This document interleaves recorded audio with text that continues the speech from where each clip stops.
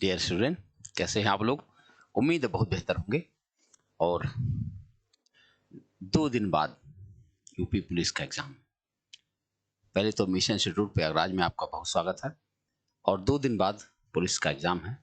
उसके लिए हमने कुछ महत्वपूर्ण प्रश्नों की एक श्रृंखला तैयार की है।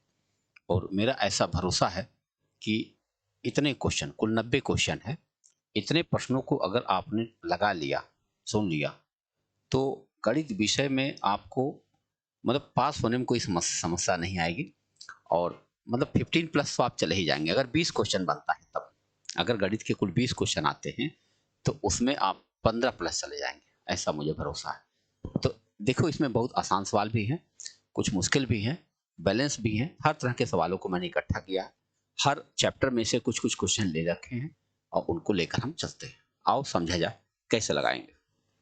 एक एक करके हम चर्चा करेंगे। पहला क्वेश्चन आपके सामने ये रहा।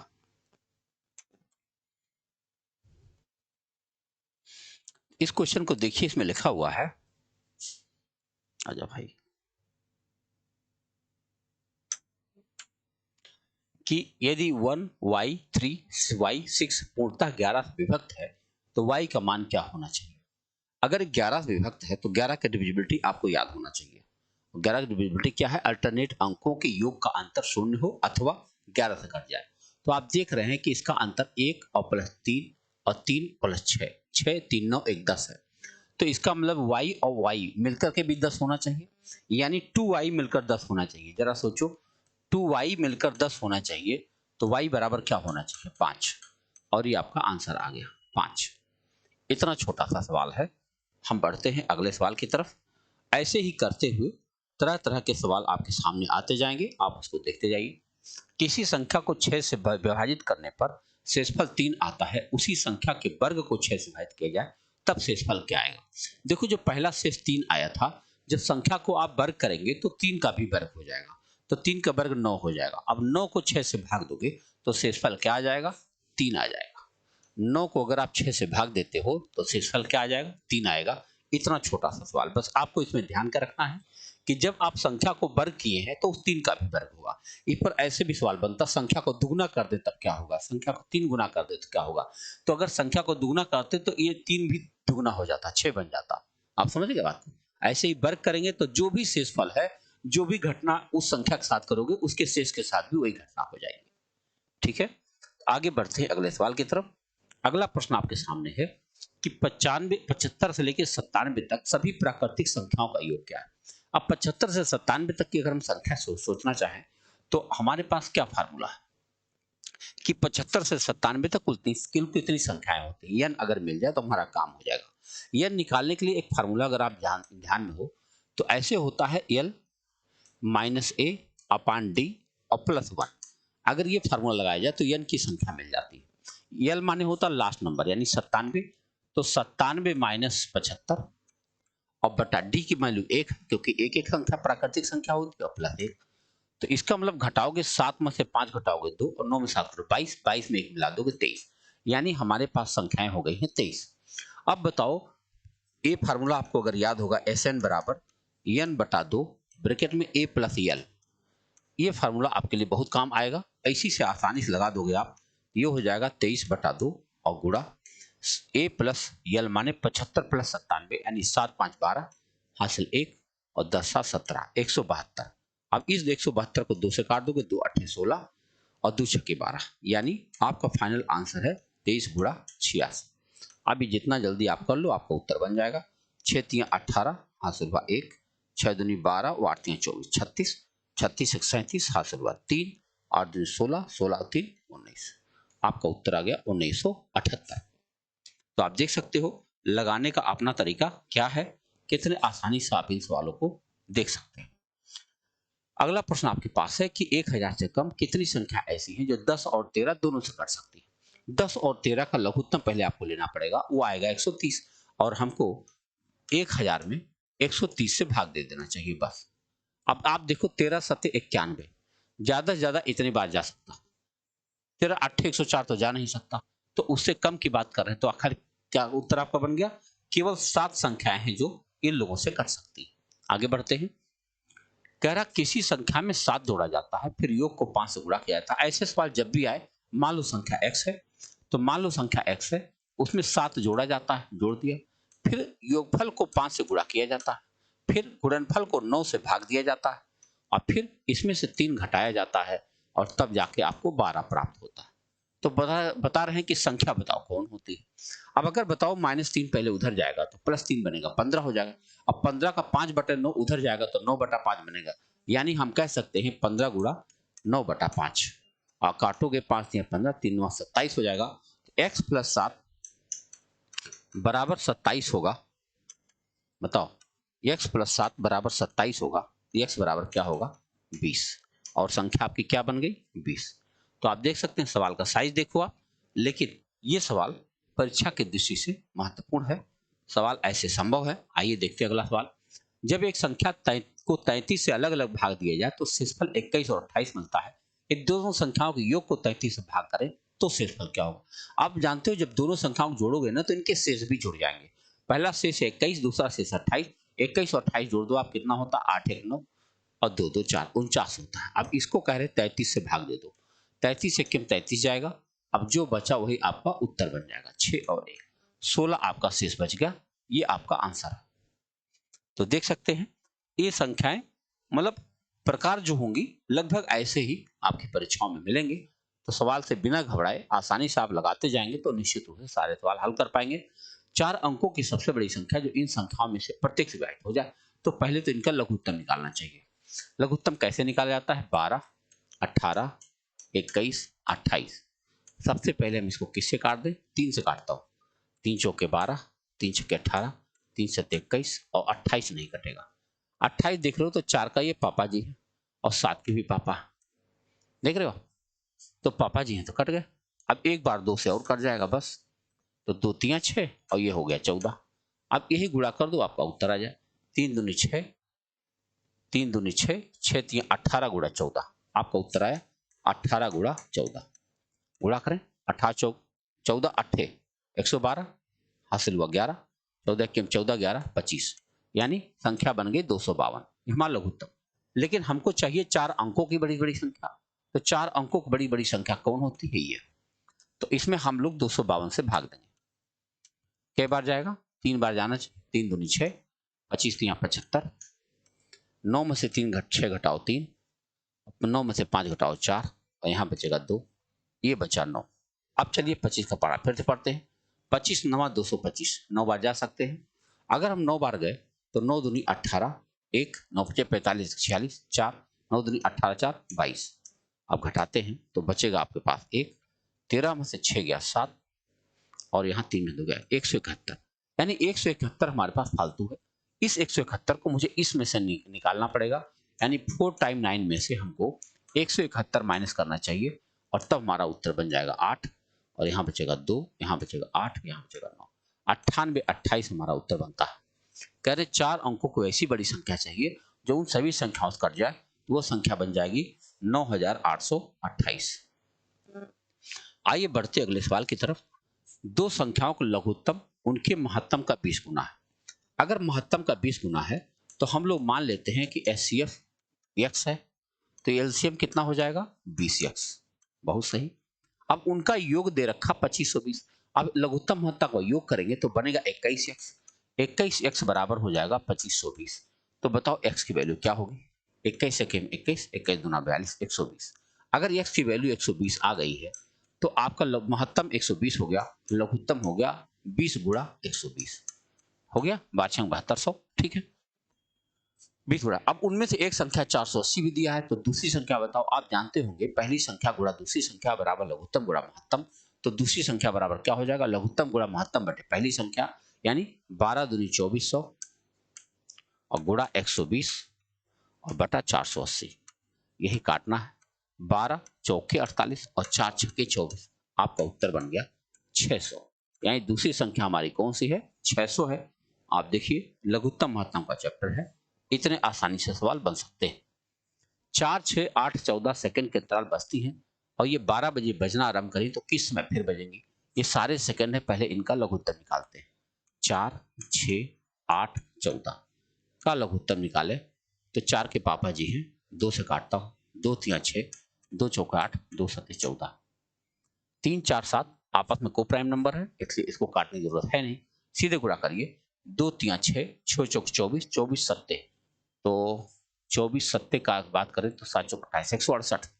तो 168 सेकंड बाद फिर चलेगी। 168 सेकंड को हम पहले मिनट बना लेते हैं।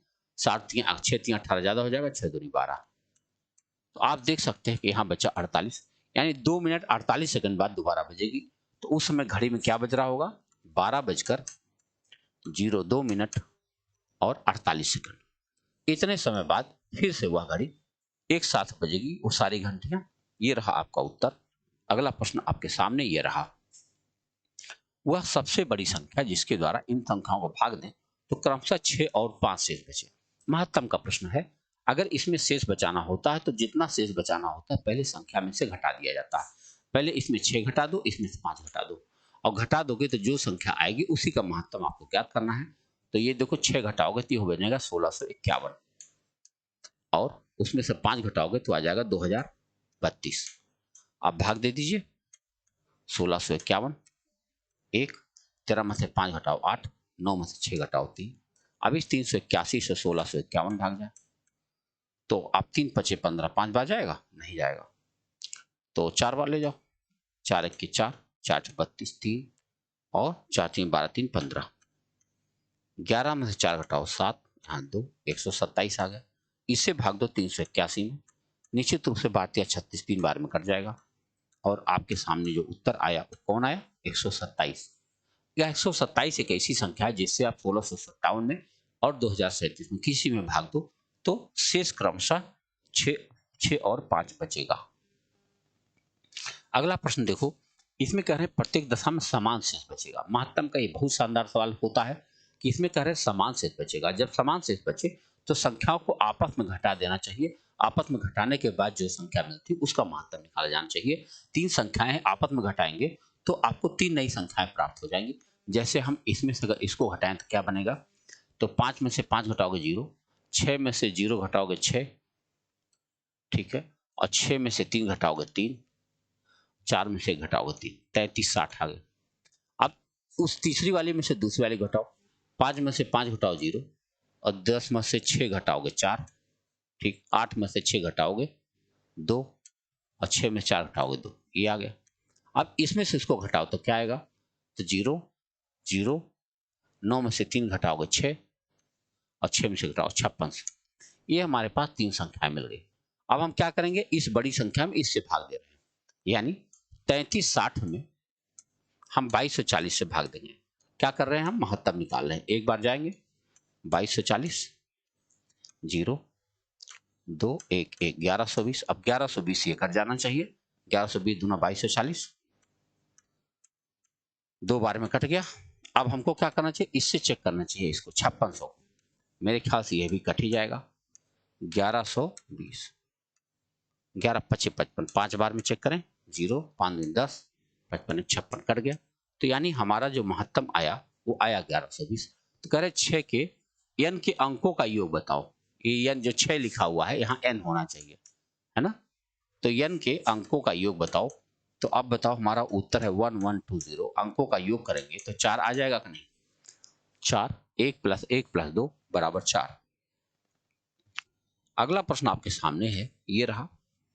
कह रहे हैं एक संख्या 10% घटाने से 30 रह जाती है, तो उसे 40 बनाने के लिए उसे कितना बढ़ाया जाना चाहिए? अच्छा, 10% घटाया जाए। मान लो संख्या x है, 10% घटाओगे यानी 90% करोगे, और तब वो बन जाएगी कितना? 30। अब बताओ संख्या कौन है? अगर हम काटें तो 3 तिया 9, और 3 धाम 30, कितना हो गया? 100/3। वो संख्या कौन आ गई? 100/3। अब कह रहे 100/3 को मुझे 40 बनाना। अगर 40 बनाना है, देखो तो 40 में से कितना? 100/3 घटाओ जरा। अगर इसमें से आप 100/3 घटाते हैं तो ये हमें पता चल जाएगा कि कितना मुझे इसमें जोड़ना पड़ेगा। तो 40 या 120, 20/3, यानी हमको 100/3 में 20/3 जोड़ेंगे तब जाके 40 बन पाएगा। तो कई % बढ़ाना पड़ा हमको संख्या को। तो वृद्धि कितना है? 20/3, और ओरिजिनल नंबर कितना था? 100/3, और गुणा 100। अब आप देखो 3 3 कट गया, 100 100 कट गया। आप कहोगे कि संख्या को 20% अगर बढ़ा दिया जाए तब वो 40 हो जाएगी। 10% कम करोगे तो 30 रह जाएगी और 20% बढ़ा दोगे तब वो 40 बन जाएगी। परसेंटेज का बेसिक सवाल है ये, मजेदार है। अगला प्रश्न देखो, किसी आदमी को 2007 में इतना वार्षिक वेतन मिलता था, है? और कह रहे 6 के वार्षिक वेतन 10% अधिक है, यानी 6 का बताना। तो 2006 में मान लो जो भी वार्षिक वेतन एक्स रहा होगा तो वो 10% बढ़ा है और बढ़ करके तब जाके हुआ है 88 और 4 टाइम 0। तो हम देख सकते हैं कि एक जीरो यहाँ से काट दें तो 11 8 88 कट भी जा रहा। तो इसका मतलब वो संख्या क्या रही होगी, 8 लिख करके 1 2 3 4 5, यानी 8 लाख जनसंख्या थी, अरे मतलब वेतन था उसका। तो अब वार्षिक वेतन 8 लाख था, 10% बढ़ा है, इसलिए 8,80,000 हो गया। अगला प्रश्न आपके सामने देखो, एक नगर की जनसंख्या 15,000 है, यदि उनमें पुरुषों की संख्या में 8% और स्त्रियों की संख्या में 10% की वृद्धि हो जाए तो जनसंख्या बढ़कर 16,300 हो जाएगी। उस नगर में स्त्रियों की संख्या बताओ। देखो, इसको अगर आप एलिगेशन से लगाते हो तो आसान हो जाएगा आपके लिए। 15,000 की जनसंख्या अगर 16,300 हुई है, यानी 1,300 बढ़ी है। कई परसेंट बढ़ी है, आओ देखा जाए। अगर 1,300 बढ़ी है ना, 1,300 बढ़ी है, कई परसेंट बढ़ी है, पहले यह पता कर लिया जाए। तो 15,000 थी पहले, तो 3 जीरो से तो 1 2 3 जीरो कट ही जाएगा। अब 5 से और काट सकते हो, 5 3 15, 5 10 5 36, यानी 26/3 आ गया। यानी हम कह सकते हैं कि औसतन 26/3% की वृद्धि हुई है। पुरुष में देखो, मेल है, ये मेल है और फीमेल है। तो मेल जो है 10% बढ़ा है, सॉरी मेल 8% बढ़ा है, मेल जो है 8% बढ़ा है और फीमेल जो है 10% बढ़ी है, और औसतन ये लोग 26/3 बढ़े। तो इसका डिफरेंस बताओ। 3 8 24, 2/3 और 3 धाम 30, 4/3। तो अगर हम इसको काटेंगे, 3 3 कटेगा, 4:2 यानी 2:1। क्या 15,000 को आप 2:1 में बांट सकते हैं? स्त्रियों की संख्या पूछा गया, स्त्रियों की संख्या कितनी हो जाएगी? 5,000। 15,000 का 1/3 करोगे आप तो कितना हो जाएगा? 5,000। यानी उस नगर में स्त्रियों की संख्या कितनी रही होगी? 5,000। राम अपनी चीजें श्याम की तुलना में 25% सस्ती बेचता है। तो हम यहाँ करते हैं राम, यहाँ करते हैं श्याम, और एक और है हरि। तो कह रहे हैं इससे ये 25% सस्ता बेचता है। राम अपनी वस्तुएं 25% सस्ती बेचता है, यानी अगर ये 100 में बेचता है तो ये 75 में बेचता है, 75। किंतु वह हरि की तुलना में 25% महंगी है, यानी हरि कुछ ऐसी चीज है इससे 25% महंगी है, तब जाके 75। तो फिर हरि कितना हुआ? हरि हुआ 75 गुणा 100 बटा 125। तो 25 चौका 100, 25 25 125, 5 से काटे 15 चौके 60, ये हो गया 60। सवाल लास्ट में क्या पूछा गया है? हरि की चीजें श्याम की तुलना में कितने प्रतिशत सस्ती हैं? आप सामने देखो, हरि की वस्तुएं श्याम की तुलना में 40% सस्ती है। कितना सस्ती है? 40% सस्ती है। ये आपका उत्तर बन गया। तो आप देखो, सवाल पढ़ो और कितना जल्दी आप सवाल समझोगे उतना जल्दी सवाल का उत्तर बन जाएगा। पवन ने एक वस्तु 6200 में खरीदकर 35% लाभ सहित बेच दिया। इस राशि से उसने दूसरी बस खरीद के 20% घाटे बेच दिया। समग्र लाभ हानि का प्रतिशत बता दो। यानी 6200 का कोई चीज खरीदा था, इसको 35% लाभ लेकर बेचा, 135/100, और इतने में बेचा तो इतना पैसा उसके पास आ गया। उस पैसे से कोई दूसरा बस खरीद गया, लेकिन उसमें 20% का घाटा हो गया। तो गुणा 20% घाटा माने 80/100। आप इसी को काट दो, आपका उत्तर बन जाना चाहिए। 2 जीरो से इसको उड़ा सकते हैं, 20 चौक 80, 20 25 100 कर सकते हैं, 5 से इसको आप काट सकते हैं, 5 दूनी 10, 5 सत्ते 35। बस यही गुणा करना, जितना जल्दी आपके गुणा हो जाए। चलो पहले 4 का गुणा कर लें। 4 दूना 8, है ना। पूछा समग्र लाभ हानि क्या है, तो पता चल जाएगा कितने रुपए घाटा मुनाफा हुआ। 4 दूनी 8, 4 छके 24। अब इसमें आपको 27 से गुणा करना। 7 8 56, 5 7 चौक 28 और 5 33, 3 7 दूनी 14, 3 17 और 2 8 16, 2 चौके 8 9, 2 दूना 4। और देखा जाए 6 6 3 9, 9 7 16, 4 1 5 696। और सामान कितने का था? 6200 का। इसका मतलब लाभ तो हुआ ही ना। देखो कितना लाभ हुआ, 6200 इसमें निकाल कर देख लिया जाए। है फाइनली इतने में बिका था। तो 6 9 और 6 में से 2 गया 4, यानी कुल उसको 496 रुपए फायदा हो पाया। आप चाहो तो इसको परसेंट में भी देख सकते हो, लेकिन इन्होंने लाभ हानि खाली पूछा है, परसेंट नहीं पूछा, इसलिए हमने परसेंट नहीं निकाला। तो वो तो विकल्प पर जैसा निर्भर करेगा क्या पूछा गया। आगे देखो, एक व्यापारी अपने ग्राहक को अंकित मूल्य पर 10% छूट देकर 20% लाभ कमाता। उसे क्रय मूल्य से कितने % अधिकतम वस्तुओं को अंकित करना चाहिए। अगर मान लो ऐसा प्रश्न आपके सामने आए तो आपको ऐसे लिखना चाहिए सीपी, एसपी, एमपी। तो पहले मान लो सीपी 100 का है और 20% लाभ कमाना चाहता है, यानी 120 का बिकेगा, लेकिन 10% डिस्काउंट देने के बाद ही वो 120 का बेचेगा। यानी एमपी जो होगा वो एमपी यानी मार्केट प्राइस पर वो 10% छूट दे रहा है, यानी 90% बेच रहा है और तब बिक रहा है 120 का। तो 30 तिया 90, 30 का 120, 400/3, यानी वो 400/3 हो गया। और 400/3 को आप काटेंगे तो 3 के 3, 3 तिया 9, 3 तिया 9, 1/3।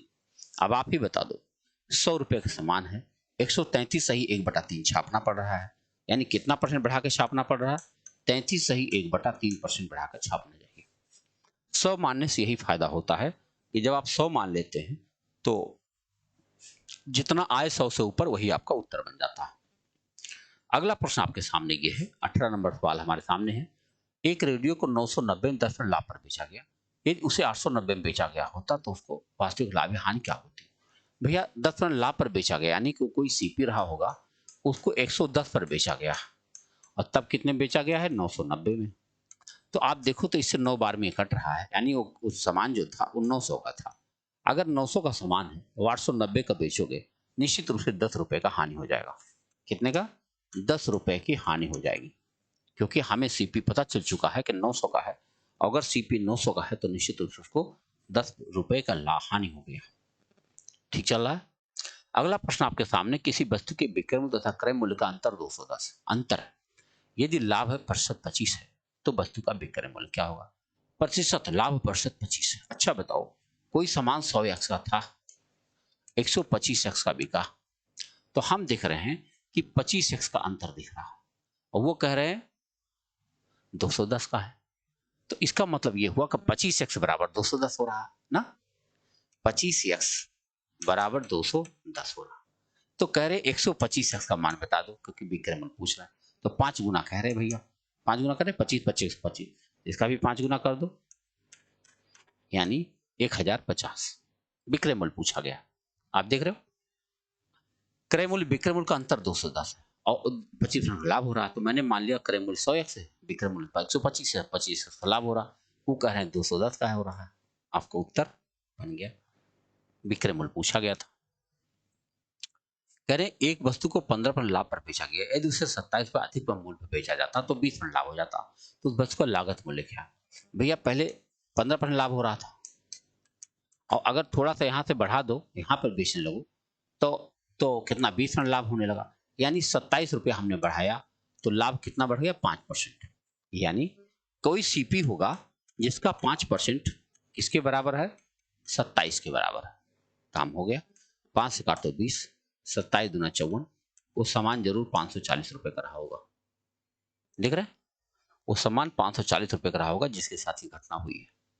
अगला प्रश्न आपके सामने ये रहा, एक व्यापारी अपनी वस्तुओं के मूल्य को उनके क्रय मूल्य से 20% अधिक अंकित करता है। उसने आधी वस्तुओं को उसके अंकित मूल्य पर, 1/4 को 20% कटौती पर और शेष को 40% कटौती बेचा, उसका कुल लाभ कितना हुआ। भाई 100 रुपए कोई सामान रहा होगा और उसने उसको 20% अधिक अंकित करके 120 कर दिया, अच्छी बात। अब कह रहे आधी वस्तुओं को उसे अंकित मूल्य पर बेच दिया, आधी वस्तु माने 60 रुपया, तो 60 रुपया उपा गया, अच्छी बात। फिर क्या हुआ, जो 1/4 यानी 30 रुपए की वस्तु थी, उस 30 रुपया जो उस पर छपा था उसको उसने 20% कटौती पर बेचा, यानी 30 रुपया की वस्तु को 20% कटौती पर बेचा, यानी 6 रुपया कम में बेचा, तो कितने बिक गया होगा, 24 रुपये बिक गया होगा। और शेष जो बचा 30 का और सामान बचा होगा, उसको 40% कटौती पर बेचा, यानी 3/18 में बेच दिया होगा। अब बताओ, कुल मिलाकर उसे इतना रुपया प्राप्त हुआ, 4 12, 6 2 8 1 9 1 10, 102। बताओ 100 का सामान था, 102 का फाइनली बिका, उसे कुल कितने का लाभ हो गया, 2 रुपए का लाभ हो गया। कितने का लाभ हो गया, 2 रुपए का लाभ हो गया। आइए बढ़ते हैं अगले सवाल की तरफ। अगला प्रश्न आपके सामने ये रहा, कौन सी राशि साधारण ब्याज से 6 महीने में 4% वार्षिक दर से 150 ब्याज मिलेगा। यानी हमको पी बताना है। पी बराबर क्या होता है मेरे भाई? पी बराबर होता है SI इंटू 100, यानी 150 गुणा 100 बटा दर गुणा समय। दर है 4 और समय 6 महीना। 6 महीना माने 6/12, ऊपर कर दो 12, 1/2 भी लिख सकते थे। तो अब बहुत आराम से कट रहा होगा। 6 दूनी 12, अच्छी बात। और 4 से काट दो तो ये 2 से काट दो, 2 दूना 4 और 2 से काट दो इसको, 2 पचे 10, 15 पचे 7500, यानी वह वस्तु कितनी होगी? यानी उसका मूलधन रहा होगा 7500 रुपये। आइए बढ़ते हैं अगले सवाल की तरफ। अगला प्रश्न आपके सामने ये रहा। मोहन ने कुछ धनराशि 9% साधारण ब्याज पर दर से उसी दर के बराबर राशि और उसी के बराबर राशि 10% वार्षिक दर से 2 वर्ष के लिए उधार दिया। कुल मिलाकर 760 ब्याज प्राप्त हुआ। प्रत्येक ऋण के लिए दी गई राशि क्या थी? देखो भैया, मान लो पी रुपया रहा होगा, उसको 9% की दर से 2 साल के लिए जमा किया, इतना ब्याज रहा होगा। फिर उसी राशि को 10% की दर से 2 साल के लिए जमा किया, इतना ब्याज मिला होगा और कुल मिलाकर के 760 रुपया ब्याज मिल गया। बताओ वो मूलधन क्या रहा होगा? अगर आप देखें तो 9 दूनी 18 और 10 दूना 20, 18 38, यानी हम लिख सकते हैं 38P बटा 100 बराबर 760। आप जानते हो 38 दूना 76 होता है, तो P बराबर क्या हो जाएगा? 20 गुणा 100 बराबर 2000। वह राशि कितनी रही होगी? 2000 रही होगी। 2000 इनको भी जमा किया, 2000 उनको जमा किया, कुल 4000 रुपये इन्वेस्ट किया और 2 साल बाद उसे 760 रुपये ब्याज के रूप में प्राप्त हो गए। साधारण ब्याज का सवाल है। आइए बढ़ते अगला सवाल। ए ने बी को, ई लिखा हुआ ना, 2 वर्ष के लिए 5000 रुपया और बी को 4 वर्ष के लिए 3000 रुपया एक ही दर से 3000 रुपया उधार दिया। उसे कुल मिला के 2200 रुपया ब्याज प्राप्त हुआ। दर बता दो। दर नहीं मालूम है। देखो तो पहले क्या दिया? 5000 रुपया। 5000 रुपया 8% दर से 4 साल के लिए जमा किया, किसी को दिया, प्लस इतना ही दर से। अब फिर क्या है? 3000 रुपया एक ही दर से और 3000 रुपया, अच्छा 3000 रुपया और दिया किसी और को, और दर वही था, लेकिन अब की बार का समय क्या था? ओहो हो सॉरी, पहले 2 वर्ष के लिए था, अब 4 वर्ष के लिए दिया। ओके, इसको 4 हटाते हैं यहां से और यहां लिखते हैं 2। अरे भाई कर्जा मेरे भाई, हाँ ये 2 है और यहाँ 4 है बटा 100। अब कुल ब्याज मिला कितना है? 2200। हमको दर बताना। देखो ये डबल जीरो तो यहीं से उड़ जाएगा, तो आप देखें तो 100 आर, बोलो 50 दूनी 100 आर, ये कितना? 300 का 120 आर बराबर 2200। आप बताओ ये दोनों मिलकर 220 आर हुआ कि नहीं हुआ? 220 आर बराबर 2200। आर बराबर क्या हुआ?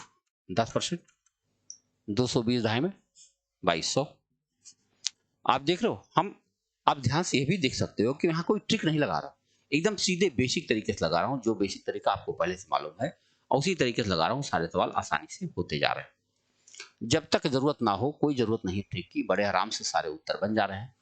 देखो एक वर्ष में 5000 रुपया बढ़कर 5700 हो गया, तदनुसार 5 वर्षों बाद उसी साधारण ब्याज की दर से 700 रुपया कितने हो जाएंगे?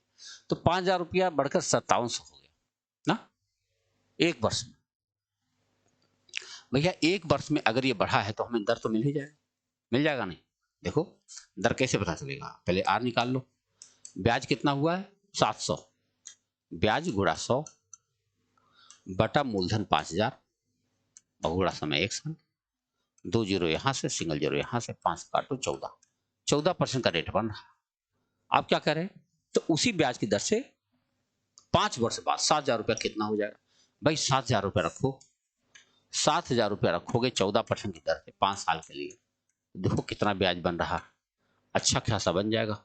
14 25 70 और 70 से गुड़े 70 4900 रुपये तो खाली ब्याज आ जाएगा।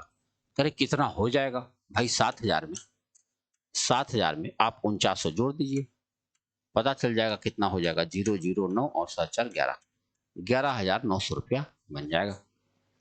तो देख रहे हैं कितने आसानी से इन सवालों को आप हैंडल कर सकते हैं अगर एग्जाम में आ जाते हैं तो।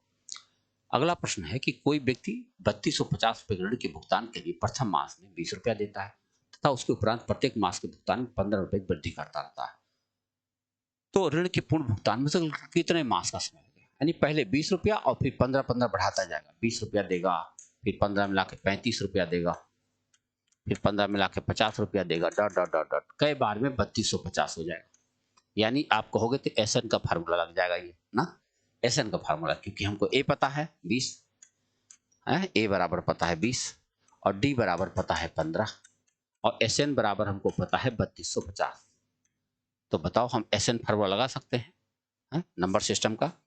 एसएन बराबर होता है n बटा 2 ब्रैकेट में 2a plus n minus 1 into D. ये लगा देंगे, आपका उत्तर बन जाएगा। आओ देखिए, पहले तो हम यहाँ एसएन जहाँ 3250 लिख देते हैं, फिर n हमको नहीं पता और 2a है, एक a माने कितना है 20 रुपया, 2a माने 40 रुपया, n हमको पता नहीं, डी के बराबर 15 मालूम है तो 15n और माइनस 15। आओ हल करें।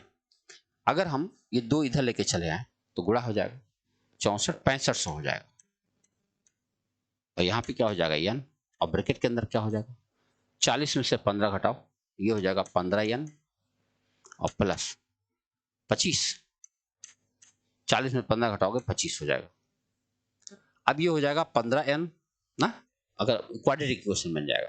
क्वाड्रेटिक इक्वेशन से अगर हम उसको गुणा करें अंदर तो बनेगा कैसे, 15n square plus 25n minus 6500 बराबर 0। हम इसे 5 से छोटा भी कर सकते हैं, ये बन जाएगा 5 3 15, 3n square plus 5n minus 1300, यानी 13 या 3900 चाहिए। अब बीच में 5 का गैप चाहिए। कोई दो संख्या मन में सोचो जिसको जोड़ने पर प्लस 5 आए और गुणा करने पर माइनस 3900 आ जाए। कोई संख्या ऐसी बन पा रही है, 3900 चाहिए। कैसे कैसे 3900 बन सकता है, 13 या 3900 है, चेक कर लो कहीं कोई गड़बड़ी तो नहीं है। क्वाड्रेटिक इक्वेशन का फार्मूला है, तो 13 और 3 में तो 10 का अंतर आ रहा है ना। और अगर हम देखें तो हमें 5 के अंतर पर सवाल चाहिए, कितना करें, 13 8 104 नहीं, 14 9 126 और 15 टाइम 150 हो जाएगा, है ना, 15 टाइम 150 हो जाएगा। कोई संख्या वैसी मिल नहीं रही है। आओ एक बार जल्दी से चेक कर ले कहीं ऐसा तो नहीं कुछ गड़बड़ हुआ है। आओ देखें, तो पहले मास में 20 रुपया देता है, उसके बाद 15 रुपए की वृद्धि करता रहता, पूर्ण भुगतान में 3250 रुपया है। ठीक है, आओ चेक करें।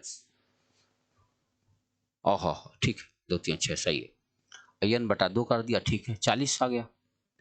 2a प्लस n माइनस 1 यानी 15 और डी है 15 है, तो ठीक है 15n माइनस 15, 40 में से 15 घटाओगे तो 25 ही आएगा। ठीक है, 15n प्लस 25 वो भी सही है, अब सही चल रहा है। तो 15n स्क्वायर प्लस 25n और माइनस 6500 एकदम 0 सही है। 5 से काटो, 5 ये 15, 5 5 25, 5 के 5, 5 ये 15, एकदम सही जा रहा है ना। यानी अगर कोई संख्या हम लोग सोच लें, अगर विकल्प होता तो अब तक आ ही गया होता, लेकिन कोई संख्या तुरंत नहीं अगर सोची जा रही है तो है ही, कोई संख्या तो होगी ही। कैसा संख्या सोचें, अगर हम यहाँ पर 1000 तो बहुत ज्यादा हो जाएगा ना, 1000 से कम सोचो आप।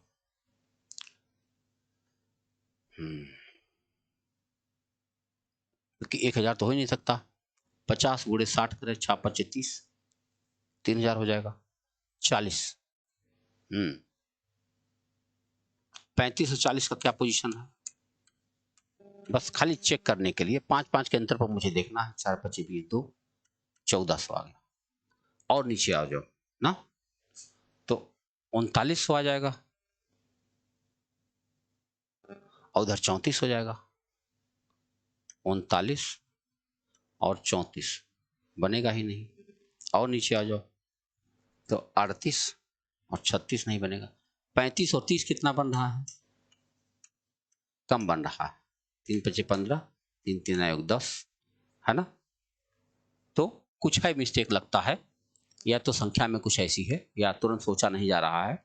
कोई बात नहीं है, मैं इसको आगे छोड़कर चलता हूँ, अभी थोड़ी देर में याद आ जाएगा तो बता दूंगा इस बात को, है ना। 35 और 30 बन नहीं रहा क्योंकि अंत में हमें 0 चाहिए और 3900 एक ऐसी संख्या है,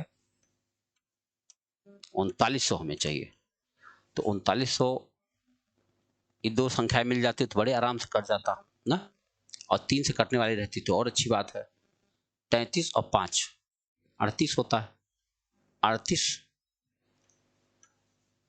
और 33, 3 8 24 2। अब इकाई अंक जीरो मिल ही नहीं रहा, कोई बात नहीं है, हम इसको अभी छोड़ के चलते हैं, आगे बढ़ते हैं। सवाल नंबर 26 ध्यान में रखते हैं। चलो आगे बढ़ते हैं, समय नहीं ठीक खराब करने की जरूरत नहीं है। 12% चक्रवृद्धि ब्याज दर पर कोई धनराशि उधार दी गई और उसकी गणना अर्धवार्षिक आधार पर की जाती है।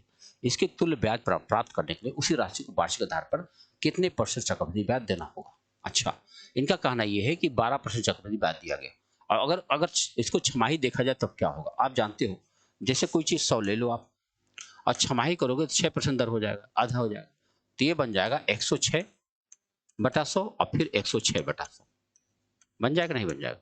अब आओ चेक करते हैं कितना राशि हो जाता है, कुछ दशमलव आ जाएगा, एक जीरो यहाँ से कट जाएगा, ये बहुत नहीं कटेगा, तो मान लो 2 से खाली कट सकता है, तो ना काटो, इससे बढ़िया 106 का गुणा ही कर लो, 100 से भाग देना अच्छा रहेगा।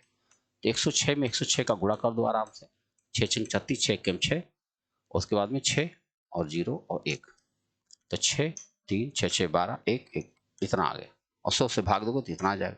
तो आप देख सकते हो 12.36 इफेक्टिव ब्याज दर कितना हो गया। इफेक्टिव ब्याज दर अगर हम देखें तो कितना हो जाएगा, 12.36। आप इसको ऐसे भी कर सकते हो, x + y + xy 100 से भी लगा सकते हो कि देखो 6% है, तो ऐसे याद करो, ये फार्मूला याद आ रहा है, x + y + xy/100, इस पर रखना चाहो तब भी आ जाएगा, 6 + 6 + 6 × 6/100, तो देखो 6 6 12 और उधर 10.36 हो जाएगा, 12.36 तब भी हो जाएगा। यानी जो आप कर सको आसानी से, जो आपके लिए सुविधाजनक हो, वो ज्यादा बेहतरीन होगा। कोई धनराशि चक्रवृद्धि ब्याज से 6 वर्ष में दूनी जाती है, उसी ब्याज की दर से धनराशि अपने 8 महीने कितने। अच्छा बताओ, 1 रुपया हमारे पास था, वो 6 वर्ष बाद वो 2 रुपया दुगनी हो गई, तो अगले 6 साल बाद इसकी दुगनी यानी 4 रुपया हो गई, अगले 6 वर्ष में इसकी दुगनी यानी 8 रुपया हो गई। कै साल, 8 गुनी हो गई कि नहीं हुई, और कै साल लगा यहाँ पे, 18 वर्ष। 18 वर्ष में धनराशि चक्रवृद्धि ब्याज की दर से 8 गुनी हो जाए। समझ पा रहे हैं, बहुत सही तरीका है एकदम, इससे बिल्कुल जारे बिना, मतलब पूरे चक्रवृद्धि ब्याज के अंदर घुसे बिना आपका उत्तर बन गया। ये चक्रवृद्धि ब्याज वार्षिक संयोजित हो रहा है, 2 वर्ष के पश्चात मूलधन का 2.25 गुना है, तो दर बता दो। देखो 1 रुपया मेरे पास था, 1 + r/100 पावर 2 कर दिया, ये बन गया 2.25। तो अगर हम बटा 1 करके यही कर दे तो 100 बन जाएगा, ये 10 हटाओ यहाँ से, अभी हट गया, तो इसको छोटा करेंगे तो ये कैसे छोटा हो जाएगा, 25 से काटे, 25 9 225, 25 चौके 100, तो ये बन गया 3/2 का स्क्वायर, बन गया कि नहीं बन गया। और ये स्क्वायर कट जाएगा, अगर हम 1 को उधर लेके जाएं तो 1/2 बचेगा, यानी हमारे पास होगा r/100 बराबर 1/2, r बराबर कितना आ गया, 50%। यानी वह अगर रकम 50% होगी तभी वह 2 वर्ष में 2.25 गुना हो पाएगी। ठीक है, चक्रवृद्धि ब्याज का तरीका है ये। अगला सवाल है कि 10,000 रुपए के 3 वर्ष के 5% वार्षिक चक्रवृद्धि ब्याज और साधारण ब्याज का अंतर क्या होगा। 3 वर्ष के लिए बता रहा है, 3 वर्ष के लिए आप देखते होंगे चक्रवृद्धि ब्याज साधारण ब्याज का अंतर निकालने के लिए P बराबर क्या होता है, D × 100³ अपान r² ब्रैकेट में 300 + r।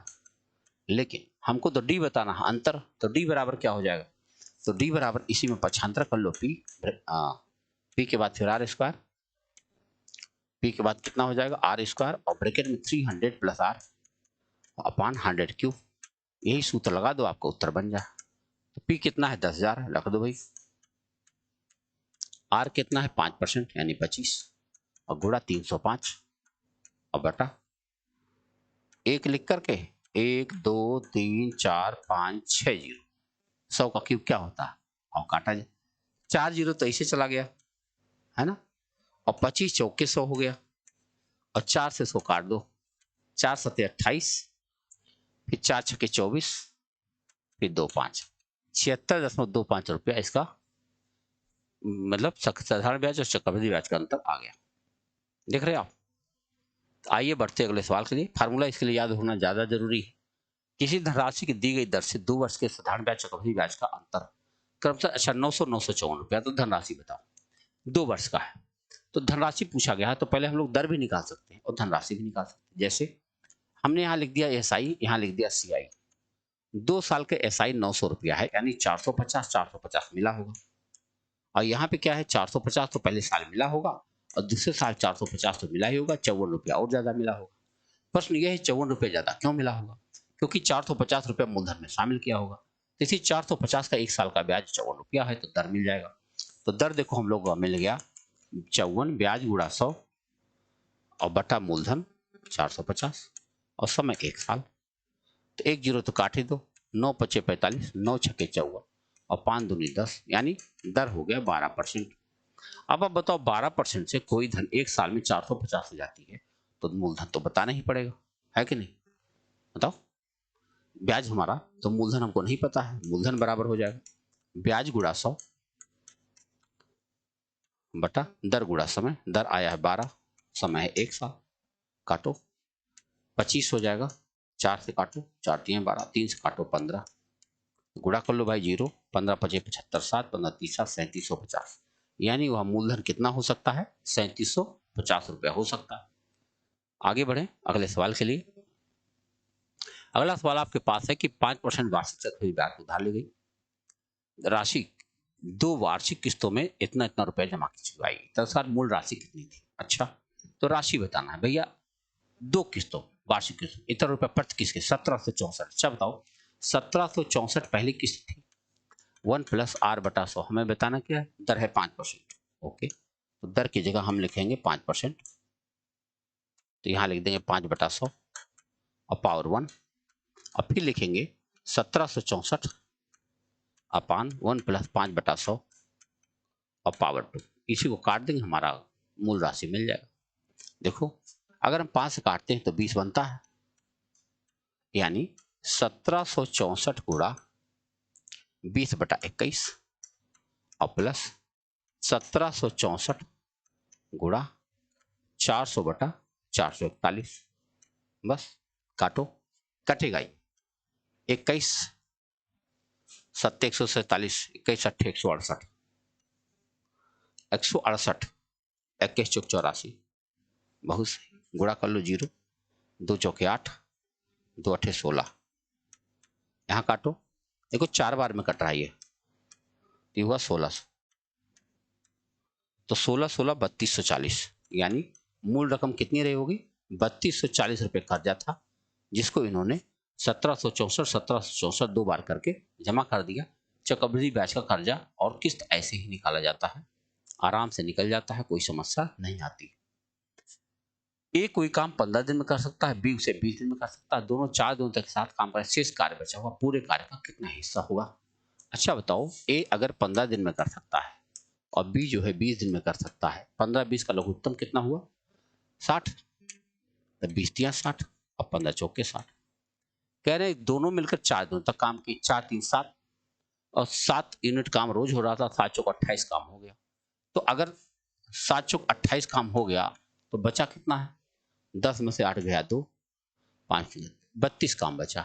कह रहे बचा हुआ काम पूरे कार्य का कितना हिस्सा होगा? तो भाई 32 बटा 60 कर लो, 32 बटा 60 कर लो, तो 4 काटो, 4 अठे 32 और ये होगा 15, यानी 8 बटा 15 काम बचा हुआ, यानी 7 बटे 15 काम ये लोग खत्म कर पाए थे, 7 बटे 15 काम खत्म कर पाए थे। और 8 बटा, तो चलते हैं आगे अगले सवाल की तरफ।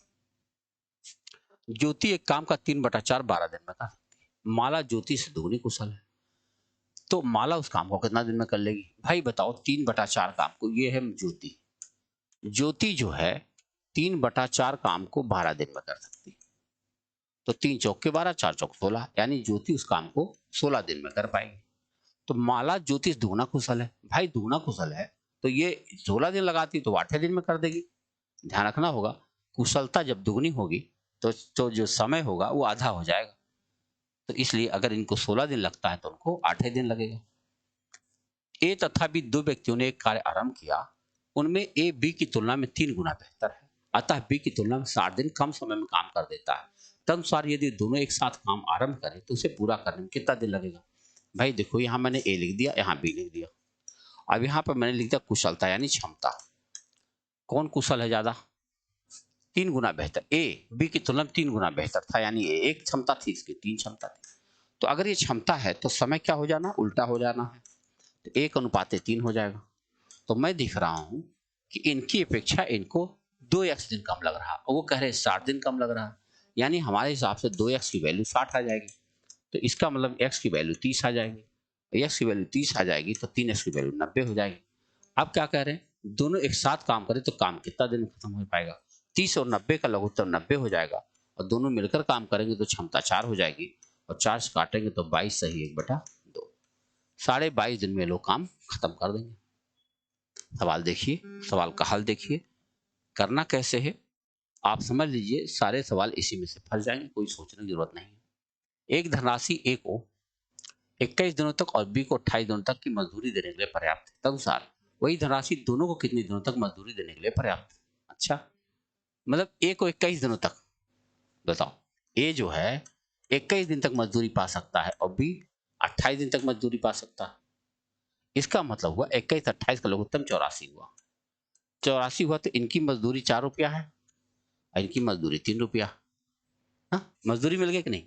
अब कह रहे दोनों के साथ लगा तो 7 रुपया रोज काम, 7 रुपया रोज देना पड़ेगा, और 7 रुपया रोज देना पड़ेगा तो कई दिनों तक काम ले सकते हैं दोनों से, 12 दिनों तक। 1284 यानी दोनों को कितने दिनों तक मजदूरी देने के लिए पर्याप्त है, तो आप कहोगे 12 दिनों तक। उसी पैसे में दोनों को एक साथ काम कराओ तो 12 दिनों तक काम करा सकते हो। पी तथा क्यू एक काम को 12 दिन में कर सकते हैं, क्यू तथा आर 15 दिन में, आर और ए ठीक है 20 दिन में कर सकता है। अनुसार पी अकेला उसे कितना दिन में कर सकता है, दुगुना, तथा सी की तुलना में 3 गुना समय लेता है। वो तीनों मिलकर उस कार्य को 1 दिन में पूरा करते हैं। ए अकेला कितने दिन में कर सकता है। अब यहाँ पे देखो पी क्यू, क्यू आर और आर और पी कितना दिन में कर सकते, तो बातें खत्म हो गई। जब तीनों को पता ही चल गया, आप ही बताओ, ये जो गिनती में काखा गाघा लिख रखा है तो A B B C D है, देखो पी प्लस क्यू उस काम को 12 दिन में कर सकता है, और क्यू प्लस आर उस काम को 15 दिन में कर सकता है, और आर तथा पी उस काम को 20 दिन में कर सकता है। लघुत्तम कितना है 60, तो 20 दिया 60, 15 चौके 60, 12 25 60, तो 5 4 9 3 12, 12 यूनिट काम तो 2 बार की क्षमता से हुआ, तो 12 का आधा करो 6, यानी कि P plus Q plus R की जो क्षमता आई है वो 6 आ गई, आधा। अब क्या करना है, P अकेला उस काम को कितना देंगे, P की क्षमता क्या है भाई, कैसे पता चलेगा, क्यू आर की क्षमता 4 है, अगर क्यू आर की क्षमता 4 इसमें से घटा दिया जाए तो P की क्षमता 2 आ जाएगी, और 2 क्षमता से इस काम को कई दिन में कर पाएगा, 30 दिन। तो ये आपका पहला उत्तर आ गया। अब दूसरा उत्तर क्या है, दुगुना तथा, यहां मुझे लगता है यहां से यहां तक सवाल जो है किसी और सवाल का जोड़ दिया है ना, देखो, क्योंकि एक सवाल में इतना बड़ा सवाल बन सकता है कि नहीं, 2 सवाल थोड़ी ना बन जाएगा। तो आपका उत्तर आया पी अकेला उस काम को कई दिन में कर सकता है, तो पता चला पी उस काम को 30 दिन में कर सकता था। एक पाइप किसी टैंक को अन्य पाइप की तुलना में 3 गुना तेजी से भरता है, दोनों पाइप मिलकर खाली टैंक को भरने में 36 मिनट का समय लेते हैं, धीमी रफ्तार वाला कितने दिन में। मान लो एक का नाम है पी, एक का नाम है क्यू, कह 3 गुना तेजी से भरता है, ये एक है तो 3 क्षमता है इनकी, तो कह रहे हैं कि दोनों मिलकर 36 मिनट में भर सकते हैं, तो भैया 3 1 4 क्षमता हो गई, 4 क्षमता से 36 मिनट में भर सकते हैं, तो टोटल तो बैंक यही है। अब कह रहे हैं धीमी रफ्तार वाला पाइप भरेगा तो 1 क्षमता से भरेगा, यानी 4 छक्के 24, 4 3 12 14, 144 मिनट लग जाएगा। 144 मिनट को आप घंटा बना सकते हैं, 60 दूना 120, 2 घंटा 24 मिनट, 2 घंटा 24 मिनट में दोनों मिलकर के उस टंकी को, यानी धीमी रफ्तार वाला उसको भर सकता है। ठीक है, आइए बढ़ते हैं आगे सवाल पर। सवाल एक बार खूब अच्छे से पढ़िएगा, हम थोड़ा जल्दबाजी में इसलिए करवा रहे हैं कि समय लोगों के पास है नहीं, कम समय के अंदर ज्यादा काम करना है, थोड़ी सी रफ्तार है। पी तथा क्यू नल टंकी को इतना घंटे में भर सकते हैं, उसी टंकी को अगर नल सी 6 घंटे में खाली कर सकता है, तीनों एक साथ 7 बजे खोल दिया जाए तो टंकी, तो चौथाई टंकी कितने समय तक भर जाएगी, चौथाई भरना, पूरा नहीं भरना। देखो पी है, क्यू है और सी है, ये 10 घंटा में भर सकता है, 12 घंटे में भर सकता है, 6 घंटे में खाली कर सकता है। खाली वाले को माइनस कर दो, प्लस कर दो। लघुत्तम कितना है भैया 60, ठीक है, 6 दहम 60, 12 25 60, 10 छक्के 60। आप सोचो अगर तीनों एक साथ खोलोगे तो दोनों मिलकर 11 भरेंगे और 10 बाहर निकाल देंगे, यानी एक ही क्षमता से भर पाएंगे, और कह रहे चौथाई टंकी माने कितना होता है 15 मिनट। 15 मिनट भरना, एक क्षमता भरोगे 15 मिनट लग जाएगा। घंटा मिनट नहीं है भैया, घंटा। तो 15 घंटे में चौथाई टंकी भर जाएगी। सही है, दोनों मिलकर 11 भर रहे हैं, 10 बाहर कर दे रहा, तो एक ही तो क्षमता बची, एक क्षमता से उनको भरना तो कितना देर लग जाएगा। अगला प्रश्न देखिए, पाइप पी और क्यू टंकी को 12 और 16 मिनट भर सकते हैं। दोनों को, यह देखो कुछ मिनट था तक खुला रखा गया, फिर क्यू को बंद कर दिया गया और से पी ने शेष टंकी 5 मिनट भर दिया। अभी एक्स का मान बताओ। अच्छा आओ देखा जाए, तो पी और क्यू 12 और 16 ना, पी है और क्यू है, 12 है और 16 है, 48 लघुत्तम हो गया। तो 16 तिया 48, 12 चौक 48। कह रहे हैं कि और पी ने शेष टंकी 5 मिनट भर दिया। अगर शेष टंकी को 5 मिनट भरा होगा तो 4 5 20 क्षमता लोग को बची होगी। देखो 4 5 20, तो हम 20 इसमें निकाल दे रहे हैं, हाँ? कितना बच जाएगा 28। यहाँ दोनों मिलकर कितना देर तक काम किए होंगे, 7 चौक 28, 4। एक्स का मान क्या है 4 मिनट। यानी दोनों को 4 मिनट तक खोला जाए और उसके बाद बंद करके खाली पी से कहा जाए भर दो, तो पी उसे अगले 4 मिनट या 5 मिनट में भर देगा। क्वेश्चन समझ में आ गया कि नहीं? देखो कह रहा है कि पी और क्यू को एक साथ खोला गया x मिनट तक और उसके बाद बंद करके मैंने क्यू को बंद कर दिया गया और पी ने शेष टंकी को 5 मिनट भर दिया। तो अगर 5 मिनट भर दिया तो 5 मिनट कितना भरा होगा, 4 5 20 भरा होगा, यानी 28 जो बचा था इन दोनों ने मिलकर भरा होगा। दोनों मिलते हैं तो 7 के हिसाब से बढ़ते, 7 चौक 28, यानी 4 मिनट तक इन लोगों ने साथ साथ काम किया था। अगला प्रश्न आपके पास है, एक नल किसी टंकी को 6 घंटे में भर सकता है। जब टंकी आधी भरी है तो इसी प्रकार के 3 और नल खोल दिए जाते हैं। टंकी पूरा भरने में कितना समय लगेगा? जैसे मान लो कोई टंकी है और कह रहे एक नल है, इसको 6 घंटे में भर सकता है। मान लेता हूँ उस नल की क्षमता 1 है, हाँ? एक क्षमता है और 6 घंटे में भर सकता है। कहते जब आधी टंकी भर जाती माने 3 घंटा काम हो ही गया, तो 3 घंटा, अब 3 ही घंटा काम बचा है, 3 मिनट पानी और कह रहे अब जो है 3 नल और खोल दिए गए उसी क्षमता के। तो बताओ भरना है 3 और क्षमता हो गई 4, तो 3/4 मिनट और लग जाएगा, 3/4 घंटा, है ना? तो इसको मिनट बना लिया जाए, 45 मिनट और लग जाएगा। यानी 3 घंटा तो पहले लग गया था और 45 मिनट और लग जाएगा। आपको उत्तर हो जाएगा 3 घंटा 45 मिनट। 3 घंटा 45 मिनट में टंकी आराम से भर जाएगी। आगे बढ़े, अगला प्रश्न आपके सामने ये रहा, एक बस 72 किलोमीटर प्रति घंटा की चाल से किसी यात्रा को 15 घंटे पूरा करती है। उसी दूरी को 12 घंटे पूरा करने के लिए बस की चाल को कितना बढ़ाना पड़ेगा? अच्छा बताओ 72 की चाल से जा रहा है और 15 घंटे में जाएगा, इतना दूर जाएगा। अब इसी दूरी को अगर वो 12 घंटे में जाना चाहता है, 12 छंग 72, 15 छक्का 90, 90 की चाल जाना होगा।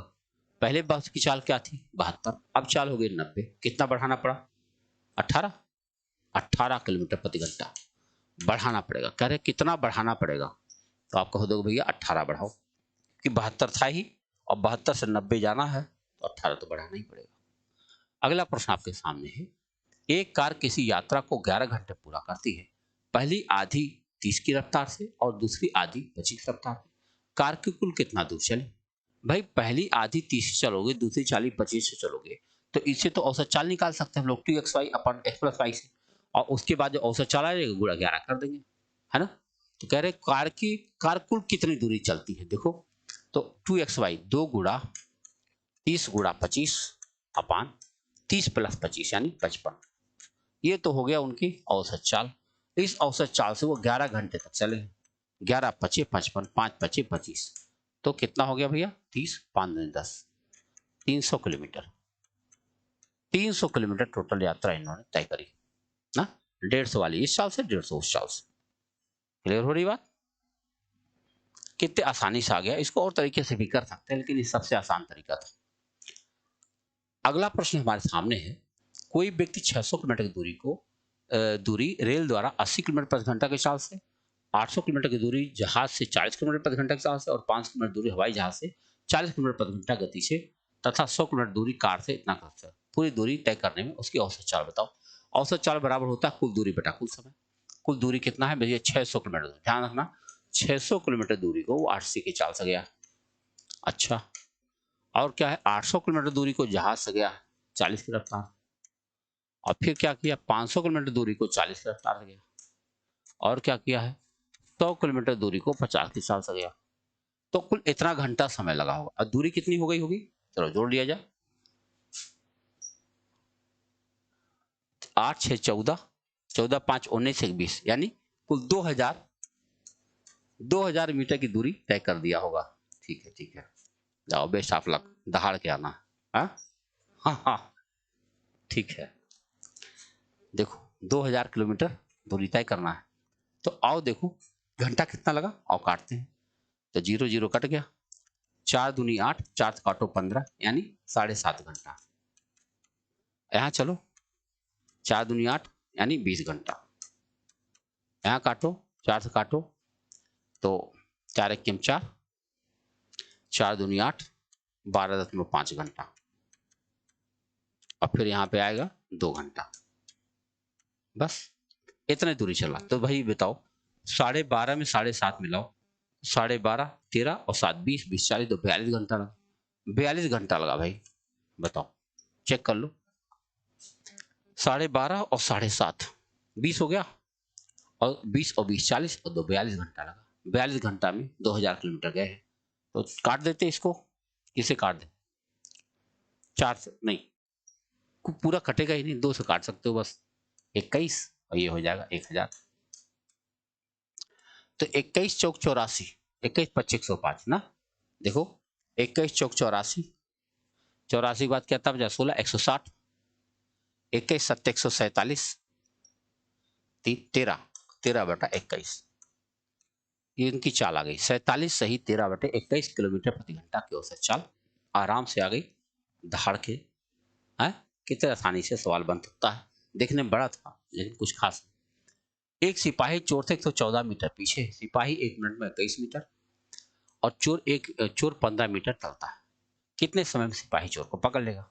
भाई बताओ 114 मीटर की दूरी है, ये चोर जा रहा है 15 की चाल से, और सिपाही जा रहा है 21 की चाल से, तो भैया 6 की चाल से पकड़ेगा, क्योंकि सेम डायरेक्शन हो गया है। 21 में से 15 और 6, 114 जाना है, 6 की चाल से जाना है, 6 1 के 6, 6 9 में 54, 19 मिनट में पकड़ लेगा भाई।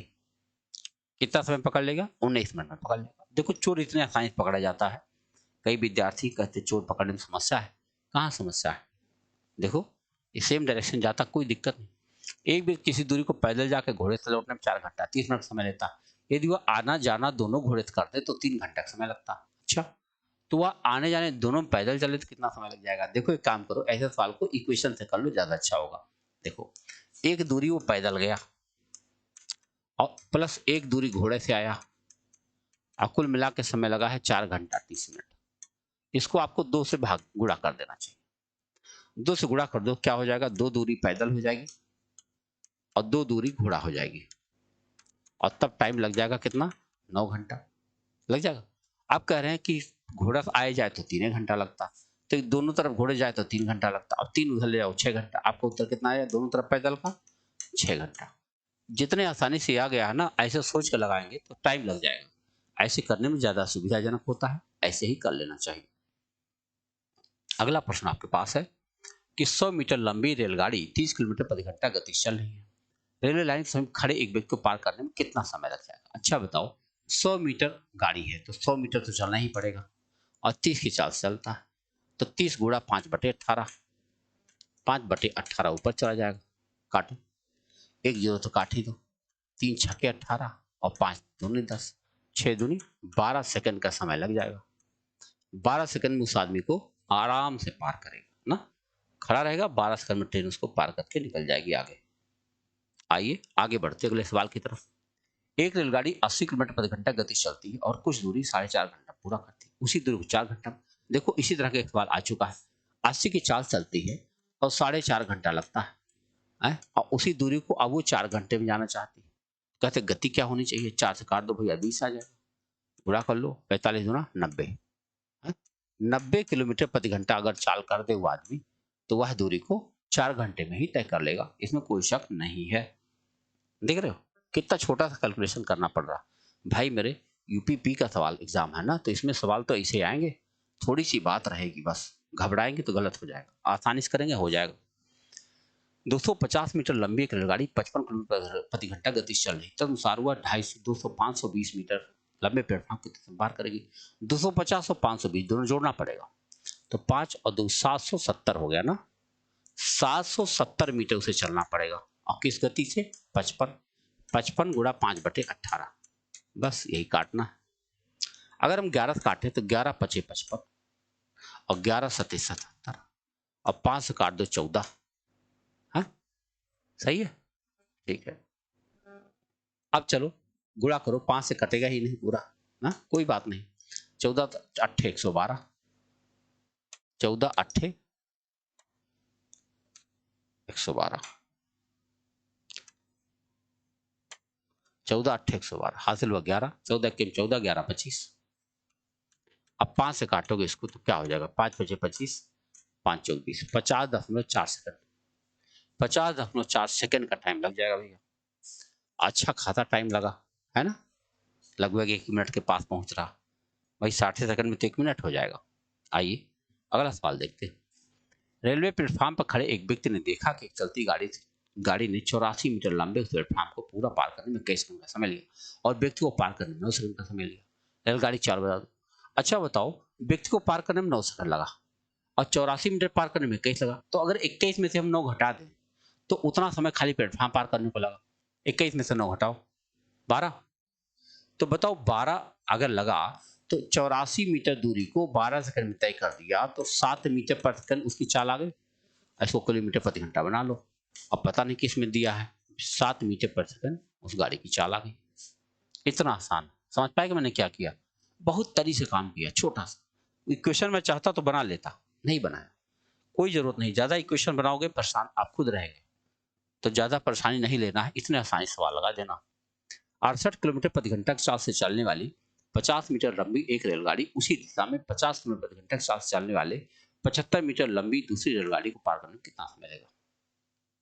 अच्छा बताओ, 68 की चाल से जा रही 50 मीटर की गाड़ी है और किस चाल से जा रही? 68, और उसी दिशा में 50 की चाल से दूसरी गाड़ी है, उस गाड़ी की लंबाई 75 मीटर, कितना समय लग गया भाई?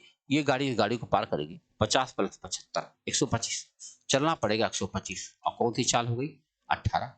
18 किलोमीटर प्रति घंटा गुणे 5/18 करोगे आप, 18 कट जाएगा, 5 से काटोगे 25 सेकंड का टाइम लग जाएगा। 25 सेकंड में उसको पार कर देगा। देखो कितना लिखना पड़ रहा, इतने आसानी से इन सवालों को आप हैंडल कर सकते हैं। आइए अगला सवाल देखते हैं। अगला सवाल आपके सामने है कि दो एक समान लंबाई वाली रेलगाड़ियां समांतर पटरियों पर क्रमशः 65 किलोमीटर प्रति घंटा तथा 85 किलोमीटर प्रति घंटा गति से विपरीत दिशा में चल रही है, एक दूसरे को 6 सेकंड में पार करती है। तो दूसरे प्रत्येक रेलगाड़ी की लंबाई बताओ। समान लंबाई गाड़ी है, देखो एक गाड़ी इधर से आ रही है, एक गाड़ी इधर से आ रही है, तो एक की चाल 65 है, एक की चाल 85 है और 6 सेकंड में पार करती है। तो बताओ दोनों की चाल तो प्लस हो जाएगी, 5 5 10 और 8 से 14 15, 150 किलोमीटर प्रति घंटा हुआ। इसको 5/18 कर लो और गुणा समय 6 सेकंड, बस 6 तिया 18, 3 पचे 15, 50 पच्चे 225। अब अगर दोनों गाड़ियों को मिला के लंबाई कितनी हो गई? 225 मीटर ना। अब 225 मीटर, अब पर्टिकुलर गाड़ी की लंबाई बतानी, 225 का आधा कर लो, 112.5। प्रत्येक रेलगाड़ी कितनी है? 112.5 मीटर की है। देख रहे हो आप क्या किया हमने? दोनों गाड़ियों को दूरी निकाल लिया मैंने, 6 सेकंड में एक दूसरे को पार कर गई थी। अगला प्रश्न आपके सामने ये रहा, लिखा एक नाव नदी की धारा के अनुकूल दिशा में 1 घंटे में 8 किलोमीटर जाती है तथा धारा की विपरीत दिशा में 1 घंटे में 2 किलोमीटर जाती है। तो नदी की धारा क्षाल बता दो। भैया 8 दिया है और 2 दिया और धारा क्षाल बतानी, आप जानते हो जोड़कर आधा करो तो नाव की चाल, घटा के आधा करो तो धारा क्षाल। 8 में से 2 घटाओ 6, 6 का आधा 3, 3 किलोमीटर प्रति घंटा। इतना आसान है, बताओ 3 किलोमीटर प्रति घंटा धारा क्षाल। और अगर व्यक्ति की चाल, नाव की चाल पूछते तो 5 किलोमीटर प्रति घंटा की चाल आ जाती। तो आप देख सकते हो कुछ सवाल तो ऐसे ही है कि आप देखो और लगा दो, कोई जरूरत ही नहीं ज्यादा मेहनत की। एक नदी की धारा गति 3 किलोमीटर प्रति घंटा और स्थिर पानी में एक व्यक्ति की तैरने की गति 5 किलोमीटर प्रति घंटा। तो अच्छा धारा गति तो व्यक्ति धारा के साथ 26 किलोमीटर जाने क्या लगेगा भाई? 5 तो अपनी 3 किलोमीटर प्रति घंटा अपनी चाल है, स्थिर चाल है, और तैरने की गति 5 है, तो 5 3 8 की चाल हो जाएगी ना। और 26 किलोमीटर जाना है धारा के साथ से जाना, कितना समय लग जाएगा? 3 किलोमीटर धारा चल रही और 5 किलोमीटर खुद चल सकता हो, बताओ तो 5 3 8 हो गया कि नहीं?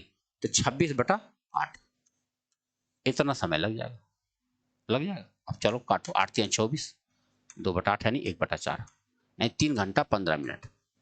3 घंटा 15 मिनट में वो जहां जाना चाहता है पहुंच जाएगा नहीं।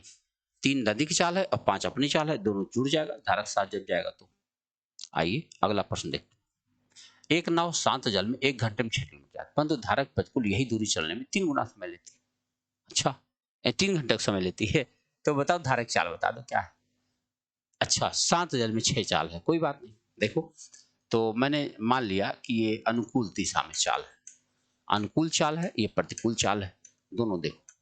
और समय की बात कर रहा हूं, पहले समय कह रहे 3 गुना समय लेती है। अगर 1 घंटा लेती हो तो 3 लेती, तो इसका जो चाल आ जाएगा वो चाल क्या हो जाएगा, 3 और 1 आ जाएगा। इनके साथ एक्स लगा दो।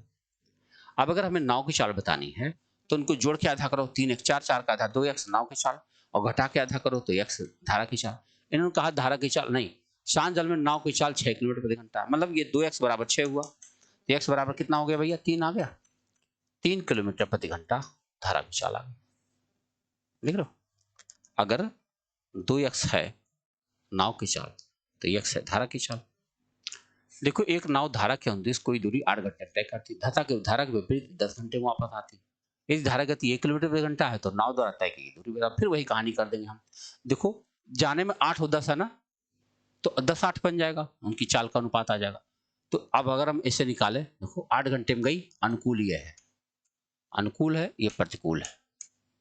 इनको आप अनुकूल जाएगी 8 घंटा में, प्रतिकूल जाएगी 10 घंटा में, इसको और छोटा कर सकते हो, 4 5 हो जाएगा। तो बताओ गति क्या हो जाएगी भैया, 5 4 हो जाएगी। अब x लगा दो, तो 5 4 9 बटा 2, 9 x बटा 2, ये हो गया अनुकूल उनकी चाल, नाव की चाल, और घटाओ तो x बटा 2 आ गई। अब इन्होंने क्या कहा, धारा की गति 1 किलोमीटर प्रति घंटा, x बटा 2 माने 1 किलोमीटर, तो x बराबर 2 आ गया कि नहीं। अगर x बराबर 2 आ गया तो 2 2 कट जाएगा, तो नाव की चाल क्या आ जाएगी, 9 किलोमीटर। तो कह रहे नाव द्वारा तय की गई यात्रा की एक ओर की दूरी बता दो। हे भगवान, तो जब अनुदिश जा रही थी तो अनुदिश चाल कितनी आ गई, 9 इसकी चाल है और 2 इसकी चाल है, 11, और 8 घंटे में जा रहे 88 किलोमीटर हो जाएगा। हो जाएगा नहीं हो जाएगा, देखो नाव की चाल आ गई 9 किलोमीटर प्रति घंटा ना, और धारा की चाल आ गई 2 किलोमीटर प्रति घंटा, और अनुकूल जा रहे तो 8 घंटा लग रही है, तो 9 2 11 की चाल से जाओगे और 8 घंटा में तो कितना दूर चले जाओगे, 88 किलोमीटर चले जाओगे। 88 किलोमीटर दूरी पूछा गया, दोनों की चाल हमने निकाल दिया था, चाल निकाल दिया तो दूरी चलने में कितनी आसानी हो गई, आराम से पहुंच भी गए।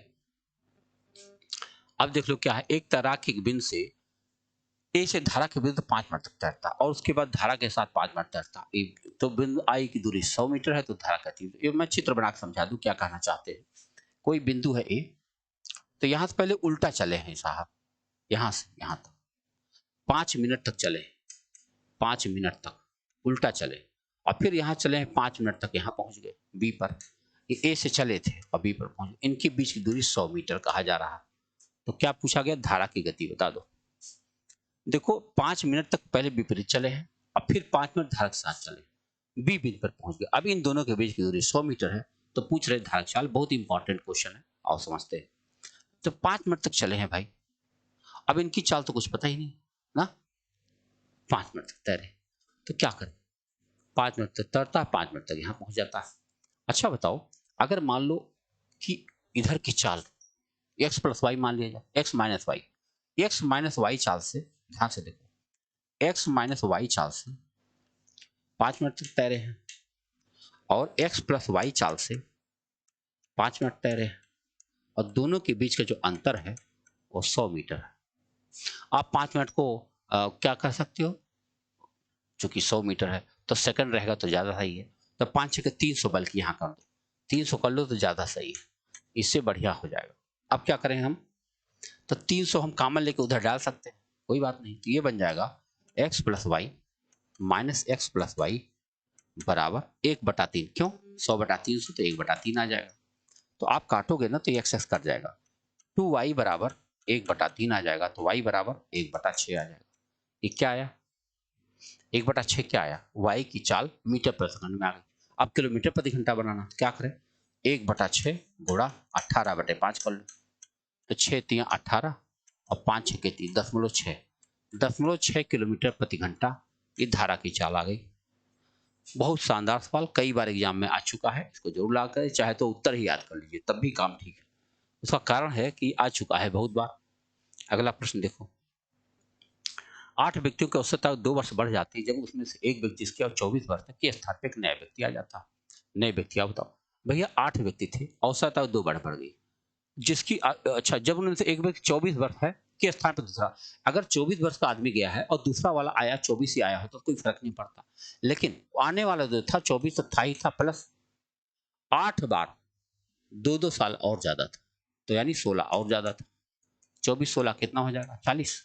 यानी जो नया बंदा आया है वो 40 वर्ष का है, इसलिए उसने सबको बढ़ा दिया, है ना। अगर 24 का ही होता तो आ जाता तो क्या फर्क पड़ता, लेकिन उसके आने से फर्क पड़ा है, इसका मतलब ठीक है। याद करा किसी आयत की लंबाई तथा परिमाप ये है, उसकी लंबाई तथा चौड़ाई क्या अनुपात का। अच्छा, लंबाई 5 है, सोचो, कह रहे लंबाई ये है और परिमाप ये 16 है। तो लंबाई परिमाप अगर 16 है तो परिमाप क्या होता है? 2l प्लस बी होता है, उसको आधा 8 कर सकते हो। तो क्या हो जाएगा? ऐसे सोचो, ये l है और l प्लस बी है, तो l है जो है 5 और l प्लस बी है 8, तो चौड़ाई 3 हो ही जाएगी। लंबाई चौड़ाई का अनुपात पूछा गया, 5:3। समझ पाए कि नहीं? ये परिमाप था 16, तो 2l प्लस बी होता ना परिमाप, तो 2l प्लस बी होता तब 16 है, तो खाली l प्लस बी है तो 8 हो जाएगा। अब बताओ, लंबाई 5 है और लंबाई प्लस चौड़ाई 8 है, तो चौड़ाई 3 हुआ कि नहीं हुआ? 5-3 की लंबाई चौड़ाई का रेशियो। देख रहे हो? अगला प्रश्न आपके सामने है ये, साइज 30 मीटर 20 मीटर वाले किसी आयताकार क्षेत्र के कोने में एक गाय 14 मीटर लंबी रस्सी बंधी उस क्षेत्र में घास चर सकती है। अच्छा बताओ, 30 मीटर 20 मीटर का कोई मैदान है, ये 30 मीटर है या 20 मीटर, क्या फर्क पड़ता? हमारी रस्सी तो 14 मीटर की है, तो घास तो यहीं चर पाएगी गाय। बोलो, 14 मीटर में चर पाएगी। तो ये कितना हुआ? क्वाड्रेंट हुआ कि नहीं? 90 डिग्री का 1/4, यानी एक वृत्त का चौथाई हिस्सा 1/4 पाई आर स्क्वायर, पाई माने 22/7, आर स्क्वायर माने 14×14, यही काटना। तो 7 दूनी 14 यही हो गया, 2 से काट दो 2 दूनी 4, 2 से काटो 2 सत्ते 14, 22 सत्ते 154, 154 मीटर स्क्वायर वो घास चर पाएगा, चर पाएगी, गाय है ना। हाँ, देख रहे हो आप? मैदान तो कितना बड़ा उससे क्या लेना देना, हमारी तो जर्सी जितनी बड़ी उतना चर पाएगा। एक वर्ग की भुजक लंबाई 14 है, वर्ग के अंदर अंतर्वृत्त और परिवृत्त की त्रिज्याओं का अनुपात बताओ। देखो भाई, अगर कोई वर्ग है, ये देखो वर्ग हमने बोल दिया, तो वर्ग का अंतर्वृत्त ये है और परिवृत्त ये है, दोनों के त्रिज्याओं का अनुपात पूछा है। तो अगर त्रिज्याओं का अनुपात पूछोगे तो मैं बताऊं, ये और ये की बात कर रहा, तो अगर ये a है ना, तो √a 2a हो जाता, समझ गया? तो ये दोनों का अनुपात देखो, क्षेत्रफलों का अनुपात 1:2 होता है, याद कर लो, इस 14 से कोई लेना देना है ही नहीं, कोई मतलब नहीं। तो ए है और √a है, यानी कि अगर केवल त्रिज्या की बात करें तो 1:2, ये आपका उत्तर। और क्षेत्रफल होता तो यही स्क्वायर हो जाता, तो 1:2 हो जाता। ये बात अपने दिमाग में बैठा लो, इसकी जरूरत ही ना पड़ेगी, क्योंकि खाली अनुपात पूछा गया, तो काम की चीज है, तुरंत का तुरंत उत्तर बन जाएगा। एक पहिए की त्रिज्या 14 सेंटीमीटर 252 मीटर दूरी तय करने के लिए कितना चक्कर लगाना पड़ेगा? अगर त्रिज्या 14 सेंटीमीटर तो पहले इसकी परिधि निकाल लो। परिधि निकालोगे, परिधि माने क्यों निकालोगे कि एक चक्कर में चलेगी दूरी को परिधि कहा जाता है। 2πr 2 गुणा 22/7 गुणा 14, 2 सत्ते 14, तो 22 सत्ते 154 और दूना, यानी 22 दूनी 44 गुणा 7 कर लो, तो 7 चौक 28 और 7 चौक 28 और 2 30, 308 सेंटीमीटर या 3.08 मीटर। जाना कितना है? 352। बताओ, 352 मीटर जाना है और 3.08 से जाना चाहते हैं, बताओ क्या चक्कर लगाने पड़ेंगे? सही चल रहा ना? 2πr हो गया, 2 सत्ते 14, 22 सत्ते 154, 154 दूना, ठीक, 2 चौक 8 15 30,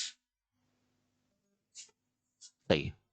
तो आओ 2 जीरो बढ़ा लेते हैं, दशमलव हट जाएगा, 4 से काटता हूँ, 4 सत्ते 28 और फिर 4 सत्ते 28, भले 11 से काटना चाहिए था, और 11 से काटते हैं पहले, तो 11 दूनी 22 और 11 अठे 88, 11 से काटो, 11 33, 11 दूनी 22 और काट दो, 4 सत्ते 28, 4 अठे 32, 800/7 आया ना।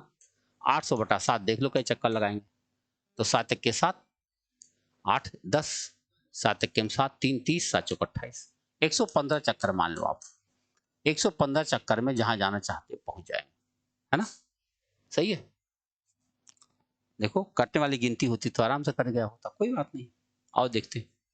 एक वृत्त का अर्धव्यास 50% कम कर दिया, क्षेत्रफल कितना बचेगा? 50%। देखो भैया अर्धव्यास कम करो 2 बार, क्योंकि क्षेत्रफल की बात कर रहा 2 बार करो। जैसे कोई चीज 100 थी तो 50/100 एक बार हुई और फिर 50/100 हुई, तो 2 बार करोगे आप तो देखो 25 बचा। कह रहे कितना बचेगा, तो 25% बचेगा। अगर पूछता कितना कम हो जाएगा तो कह देते 75% कम हो जाएगा। ये सवाल परसेंटेज और ये दोनों मिला करके है। 6 मीटर भुजा वाले घन में बड़े बड़े काटे जा सकने वाले शंकु का आयतन बताओ। 6 मीटर भुजा का घन है, इसका क्या मतलब होता है? इसी के अंदर से एक शंकु काटना है, शंकु का आयतन बता। अगर 6 मीटर का पूरा भुजा है तो मतलब इसका जो 3 मीटर होगा इसकी त्रिज्या, और इसकी ऊंचाई कितनी हो सकती है? 6 हो सकती है। बस शंकु का आयतन बताना है। पाई आर स्क्वायर एच होता है 1/3, 1/3 पाई आर स्क्वायर माने 9 गुणा एच माने 6, तो 3 दूना 6, 9 दूनी 18 पाई। 18 पाई क्या है? मीटर है, मीटर क्यूब। हम पाई को क्यों नहीं काट रहे 22/7? क्योंकि 7 18 कटने वाली संख्या है नहीं, इसलिए आपका उत्तर बन गया 18 पाई मीटर क्यूब। समझ पाए बात को? 6 मीटर लंबे, 5 मीटर चौड़े, 4 मीटर ऊंचे कमरे में रखे जा सकते हैं सबसे बड़ी बांस की लंबाई। सबसे बड़ी बांस की लंबाई निकालने के लिए उसका क्या निकालना पड़ता? Under root L square plus B square plus X square, विकर्ण निकालना पड़ता है। चलो निकाल लिया। 6 का स्क्वायर 36, 5 का स्क्वायर 25 और 4 का स्क्वायर 16। जोड़ो 6 5 11 और 11 और 6 17 हासिल 1 2 2 4 3 7 77, under root 77। Under root 77 metre उस बांस की लंबाई हो सकती है जो इस कमरे में रखी जाएगी, और वो भी सबसे बड़ा बांस हो सकता है ये। ठीक है, अगला सवाल देखो। इतना गुण इतना गुण इतना विमाओं वाले घनाभ को बराबर घनों में पूर्ण संख्या में काटा गया बिना किसी हानि के। घनों की न्यूनतम संख्या बता दो। घनों की न्यूनतम संख्या कैसे बनाई जा सकती है? जब घनों की साइज बड़ी से बड़ी हो जाए, और साइज बड़ी बड़ी होने के लिए इनका हमको महत्तम निकालना पड़ेगा। इन तीनों संख्याओं को महत्तम देखोगे तो 3 सेंटीमीटर आ जाएगा। तो बस हमारा काम हो गया 6 गुणा 12 गुणा 15 ये टोटल घन है, और 3 वाला हम काटेंगे तो 3 गुणा 3 गुणा 3 इसका बन जाएगा। तो 3 दूना 6, 3 चौके 12, 3 पचे 15, 2 चौके 8 पचे 40। तो घनों की न्यूनतम संख्या 40 हो सकती है। 40 न्यूनतम संख्या अगर बनाओगे तो कहीं कुछ काटना पीटना नहीं पड़ेगा, यानी कहीं कुछ भी वेस्टेज नहीं जाएगा, सीधे कट जाएगा। किसी लंबवृत्तीय शंकु का आयतन एक लंबवृत्तीय बेलन जो कि 9 सेंटीमीटर ऊंचा है और उसके आधार की त्रिज्या 30 सेंटीमीटर के आयतन के बराबर है। अच्छा, लंबवृत्तीय शंकु का आयतन, ये है लंबवृत्तीय शंकु का आयतन। किसी लंबवृत्तीय बेलन जो कि 9 सेंटीमीटर ऊंचा है जिसके आधार की त्रिज्या 30 सेंटीमीटर है, अच्छा, के बराबर है, और शंकु की ऊंचाई 108 है। तो शंकु के आधार का व्यास बताओ, यानी हमको रेडियस बताना। मिल जाएगा, रेडियस बता देंगे तो उसका दोगुना कर ही लेंगे आराम से। देखो इसका आयतन बराबर है, एक इसका आयतन देखो 1/3 pi R square H, pi R square H की जगह 108 कर देंगे, गुणा है, और बराबर इसका आयतन होता है pi R square H, pi R square माने 900 एच माने 9 के बराबर है। अब चलो निकल आएगा उत्तर, 3 से काट दो इसको, ये आ जाएगा 36, पाई पाई तो कट ही जाएगा, आओ 9 चौक 36। अब आर स्क्वायर है ये, तो आर स्क्वायर है तो ये बताओ 4 उधर जाएगा तो काटेगा, ये हो जाएगा 225। आर बराबर कितना हो जाएगा 15, तो व्यास कितना हो जाएगा 30। व्यास कितना हो जाएगा? व्यास हमको बताना, व्यास हो जाएगा 30। क्यों? त्रिज्या आ गई 15 तो व्यास हो जाएगा 30। आइए अगले सवाल की चर्चा करें।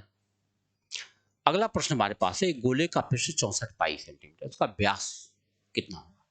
अगर पृष्ठ, जो गोले का पृष्ठ कितना होता है 4 pi R square, 4 pi R square बराबर लिखा है 64 पाई, तो पहले पाई हटा दो, तो आर स्क्वायर बराबर कितना हो जाएगा 16, आर बराबर होगा 4, तो व्यास चाहिए तो 8, व्यास कितना हो जाएगा? त्रिज्या का दुगुना व्यास होता, देख रहे हो आप। तो सवाल ऐसे ही है, बहुत इजी वाले हैं, खाली थोड़ा सा ध्यान रखना उत्तर बन जाए। अब देखो ये सवाल क्या है, प्रश्न संख्या 69 73 के बीच में, ठीक है। कुल राशि 500 लाख, बाप रे बड़ी आबादी। एक यदि विद्यालय अपने रख रखाव का खर्च मात्र सरकार सहायता की राशि से पूरा कर सकता हो तो सरकारी सहायता से बची हुई इतनी राशि अन्य क्षेत्रों के इस्तेमाल की जा सकती है। अच्छा, विद्यालय अपने रख रखाव का खर्च कहाँ है भाई विद्यालय? विद्यालय को मिलने वाली राशि, ठीक। और विद्यालय की राशि का उपयोग रख रखाव में 30% का खर्चा हो रहा, ठीक है, खर्चा हो रहा, ठीक। तो पूरा कर सकता, तो सरकारी सहायता से बची हुई राशि, कितनी राशि अन्य क्षेत्रों में इस्तेमाल की जा सकती है? देखो, बात यह है कि विद्यालय को इतना पैसा मिला है, इतना पैसा इस विभाग में खर्च होना है। तो अब सोचो हो कि अगर हमारे पास सरकारी सहायता 4500 है और कुल राशि कितना है, विभिन्न स्रोतों से मिलने वाली 500 लाख राशि, 500 लाख राशि है, तो इसका 45% सरकारी सहायता है। तो सरकारी सहायता कितनी है भाई? 5 पचे 25 और 5 चौक 2 22, 225 लाख, ये सरकारी सहायता हो गई। अच्छा, 500 लाख का 30% वो विद्यालय के रखरखाव में खर्च कर रहे हैं। तो अगर 30% खर्चा कर रहे हैं वो, देख लो, तो 500 का 30% वो उसमें खर्चा कर रहे हैं, यानी 30 पचे 150, 150 रुपया तो खर्चा कर दिए भाई। अगर 150 इसमें से खर्चा हो चुका है, तो अभी कितनी राशि बची है? 12 में से 5 के साथ 75 लाख की राशि बची होगी, जो अन्य क्षेत्रों में ये इस्तेमाल अभी कर सकते हैं। बढ़िया सवाल, शानदार। ऐसे सवाल में क्या करना होता? कुछ खास करना ही नहीं होता, खाली खाली उत्तर आ जाता। यदि छात्रवृत्ति का भुगतान केवल दान से प्राप्त राशि से किया जाए, तो दान की राशि का कितना प्रतिशत इस प्रयोजन के लिए इस्तेमाल किया जा सकता है? अच्छा, छात्रवृत्ति, छात्रवृत्ति कितना दे रहे हैं? 15%, और दान हो रहा है 30%। अच्छा बताओ, अभी मैंने इसका 30% निकाला था, कितना आया था? 150 लाख ना, आया था कि नहीं? 500 का 30% कितना होगा? 150 लाख। 150 लाख तो दान से आया था, और उन्होंने छात्रवृत्ति में कितना खर्चा किया? खाली 15% खर्चा किया। बताओ, तो कह रहे हैं तो दान की राशि का कितना प्रतिशत, दान की राशि कितना प्रतिशत इस प्रयोजन के लिए इस्तेमाल किया जाएगा? अच्छा, तो उसमें खर्चा कितना हो रहा है भैया? देखो, 300, अरे 30% है वो 15% है भाई, क्योंकि 500 का ही तो देखना है, 500 का ही तो देखना है, आधा 50%, क्या लगाना है इसको? देखो, 500 लाख का ये भी है, 500 लाख का ये भी, 500 लाख कमाया, 500 लाख खर्चा किया, ठीक है। तो जब 500 का ही आप 30% निकालोगे, 500 का ही आप 15% निकालोगे, तो आधा ही तो आएगा। वो आधा आएगा तो कितना आएगा? 50%। बहुत सही। अगला सवाल देखो, विद्यालय द्वारा कर्मचारियों को भुगतान करने में कुल कितनी राशि इस्तेमाल की गई? कर्मचारियों को भुगतान 30% हुआ, 150 लाख। 500 लाख का 30% निकालोगे तो 150 लाख रुपया क्या खर्च हुआ? कर्मचारियों के भुगतान में खर्चा हुआ। आइए अगला सवाल देखते हैं। अगला प्रश्न ये है कि विद्यालय को सरकारी सहायता के अंदर कितनी राशि प्राप्त होती है? सरकारी सहायता से 45%, 45% अभी अभी आया था 225 लाख, आया था कि नहीं आया था?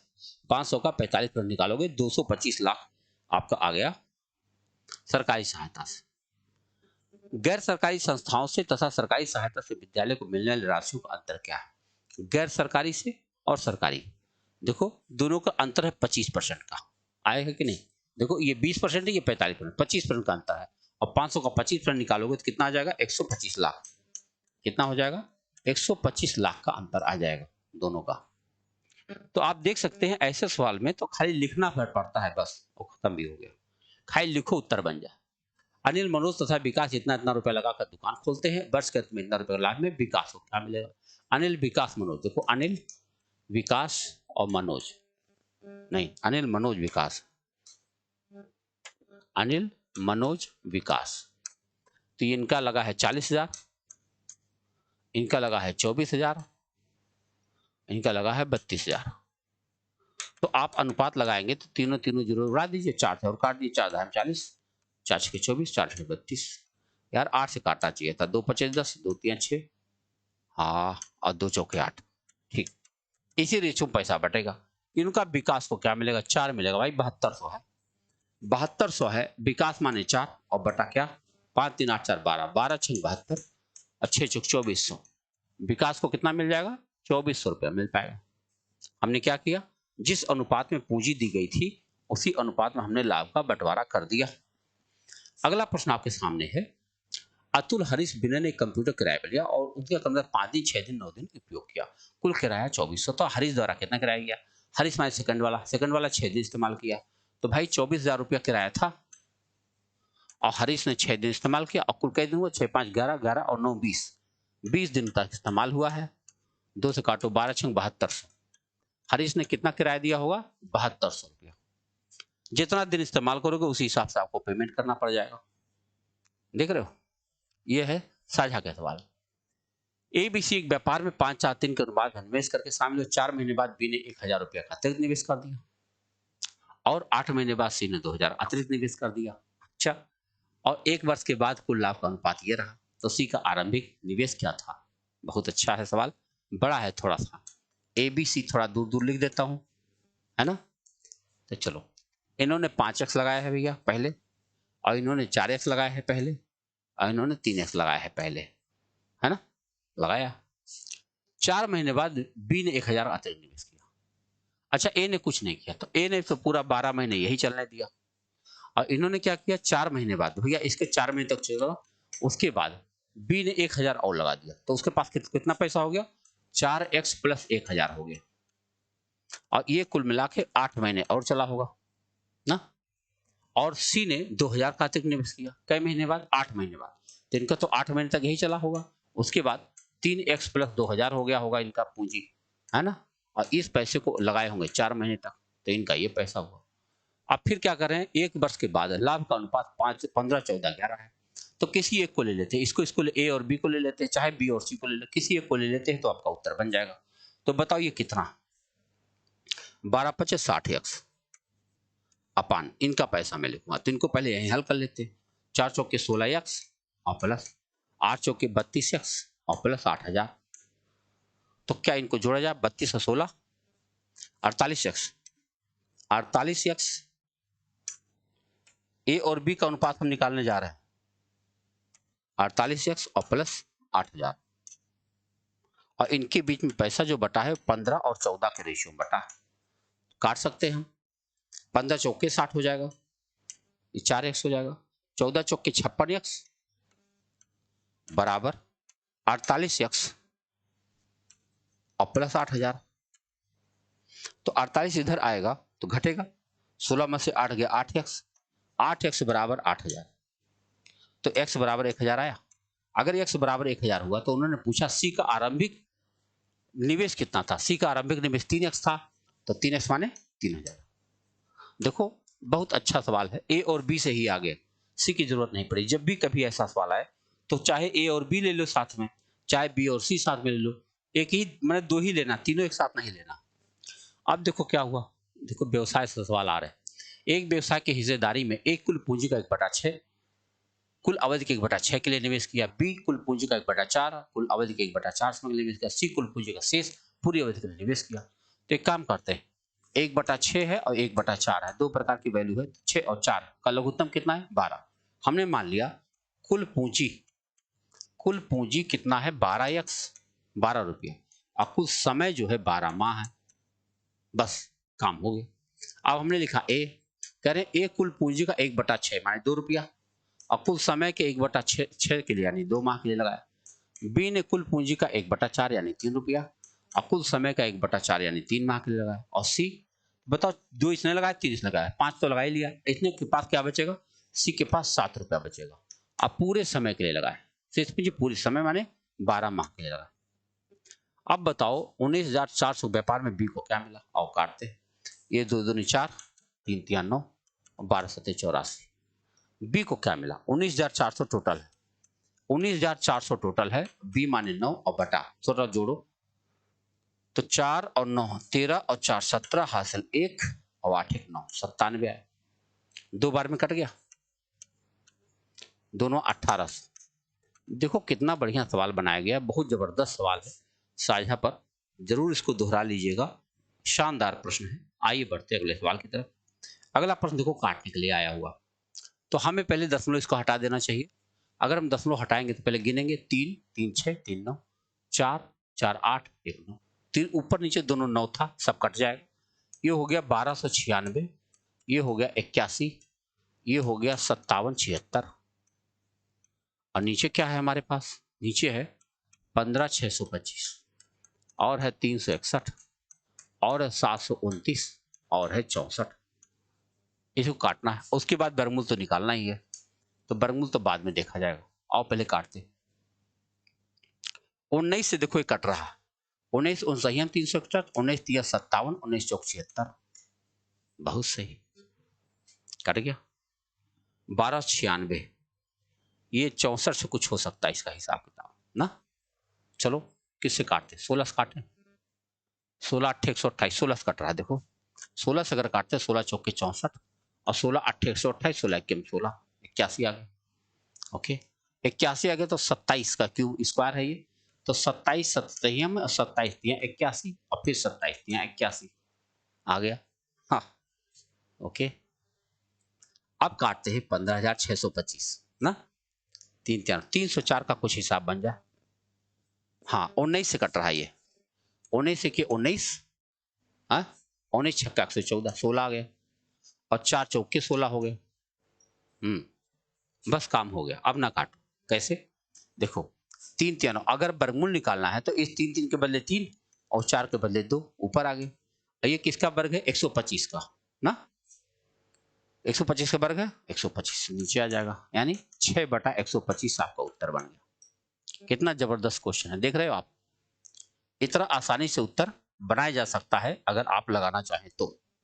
बन जाएगा कि नहीं। आइए बढ़ते अगले सवाल की तरफ। अगला प्रश्न हमारे पास है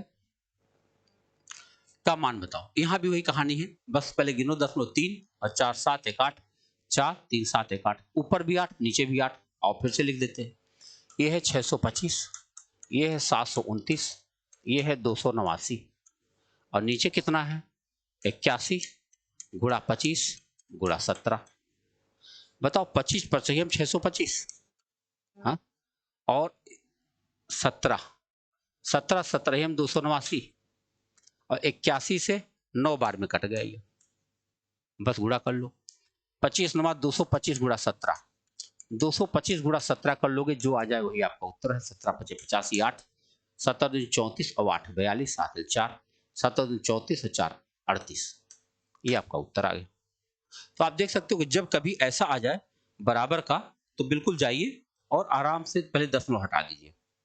देखो इस सवाल को ध्यान से, 999 1 2 3 4 5 6, हम क्या करेंगे सभी 999 पहले इकट्ठा कर ले। तो 999 को 6 बार जोड़ेंगे, 1 2 3 4 5 6, तो 6 से गुणा कर लो, 6 9 54, 6 9 54 5 59, 6 9 54 5 59 और प्लस यहाँ देखो क्या 1/7 2/7 21/7 हो जाएगा। 21/7 मतलब 3 हो जाएगा, खाली 3 जोड़ लो।